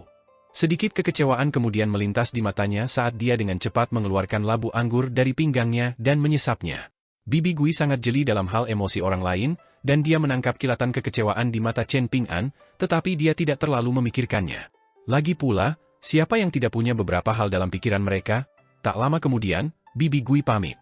Di pintu masuk halaman, dia melihat sosok yang dikenalnya yang membuatnya agak terkejut melihatnya, tetapi kedatangannya sebenarnya sangat masuk akal. Sosok itu tidak lain adalah kusir kereta tua dari klan Fan, dan dia tersenyum sambil bertanya, "Apakah Tuan Muda Fan punya beberapa instruksi tambahan untukku?" Sopir kereta tua itu cukup sopan dan hormat kepada Bibi Gui, dan dia menggelengkan kepalanya sambil tersenyum saat menjawab, "Tuan Fan telah memerintahkan saya untuk tinggal di halaman Gui Mai bersama Tuan Muda Chen selama perjalanan ke Gunung Stalaktit ini." Sedikit keterkejutan muncul di mata Bibi Gui, dan dia bertanya, "Apakah Anda ingin Jin Su tinggal di tempat lain?" Sopir kereta tua itu mengangguk sebagai jawaban. "Itu akan lebih baik. Suruh dia memilih halaman di dekat sini, dan yang harus dia lakukan hanyalah membawakan kita makanan setiap hari. Saya akan mengurus sisanya." Bibi Gui agak bingung dengan pengaturan ini, tetapi tidak mengatakan apa-apa lagi saat dia berbalik dan memanggil Jin Su, dan mereka berdua berangkat bersama. Saat mereka meninggalkan halaman, sopir kereta tua itu berkata, "Tuan Fan juga telah memerintahkan kita untuk mengalokasikan sebagian naungan pohon Osmanthus leluhur di puncak gunung ke halaman Gui Mai sehingga tidak akan dimata-matai oleh orang lain." Bibi Gui mengangguk sebagai jawaban. Adapun Jin Su, yang berhasil memetik lebih dari 100 bunga osmanthus dari Pulau Osmanthus, dia tak dapat menahan diri untuk tidak melirik ke arah kusir kereta tua dan Chen Ping'an. Setelah kedua wanita itu pergi, angin sepoi-sepoi yang sejuk dan menyegarkan bertiup di halaman. Pada saat yang sama, bayangan pohon menyelimuti seluruh halaman, tetapi hanya sesaat sebelum memudar, dan halaman sekali lagi dipenuhi dengan sinar matahari yang cerah. Pengemudi kereta tua itu berjalan ke arah Chen Ping'an, lalu berkata dengan jujur, "Nama saya Mazi, dan saya salah satu tetua tamu dari klan Fan. Saya adalah pendekar pedang tingkat inti emas, dan bakat serta kecakapan bertarung saya agak biasa-biasa saja. Sebenarnya, aku tidak akan sebanding dengan seseorang seperti tetua tamu Chu yang dari klan Fu, yang juga berada di tingkat inti emas. Aku diperintahkan oleh pemimpin klan kami untuk menemanimu dalam perjalanan ini. Ia diminta oleh Tuan Zheng dari toko obat debu untuk mengirimku ke sini untuk mengajarimu ilmu pedang." Chen Ping'an segera menyadari bahwa ini pasti salah satu cara Zheng Dafeng membalas budinya, dan ia menangkupkan tinjunya untuk memberi hormat sekali lagi, tetapi sebelum ia bisa mengatakan apapun, Mazi mengangkat tangan untuk menghentikannya. "Tidak perlu memulai sekarang. Aku akan tinggal di halaman ini di kamar sebelah. Kau dapat beristirahat dengan baik hari ini dan menjelajahi Pulau Osmanthus sepuasnya. Jika tidak, begitu kita memulai pelatihan besok, kau mungkin tidak punya waktu luang untuk melakukannya." Dengan itu, Mazi berjalan ke ruang samping di halaman, lalu menutup pintu sambil tersenyum sambil bergumam pada dirinya sendiri, "Jika Tuan Zheng tidak bercanda, maka anak itu akan mengalami masa-masa sulit di masa depan. Apakah dia benar-benar akan mampu bertahan dalam latihan ini? Aku mungkin sangat biasa-biasa saja di antara pendekar pedang lain dengan basis kultivasi yang sama, tetapi aku masih seorang pendekar pedang Golden Courtier." Sebuah pedang terbang hitam terbang keluar dari titik akupunturnya saat dia berbicara pada dirinya sendiri, dan segera mulai berputar di sekelilingnya, memancarkan ki pedang yang luar biasa. Seluruh ruangan langsung dipenuhi dengan ki pedang dingin, dan hawa panas musim panas benar-benar hilang dalam sekejap mata.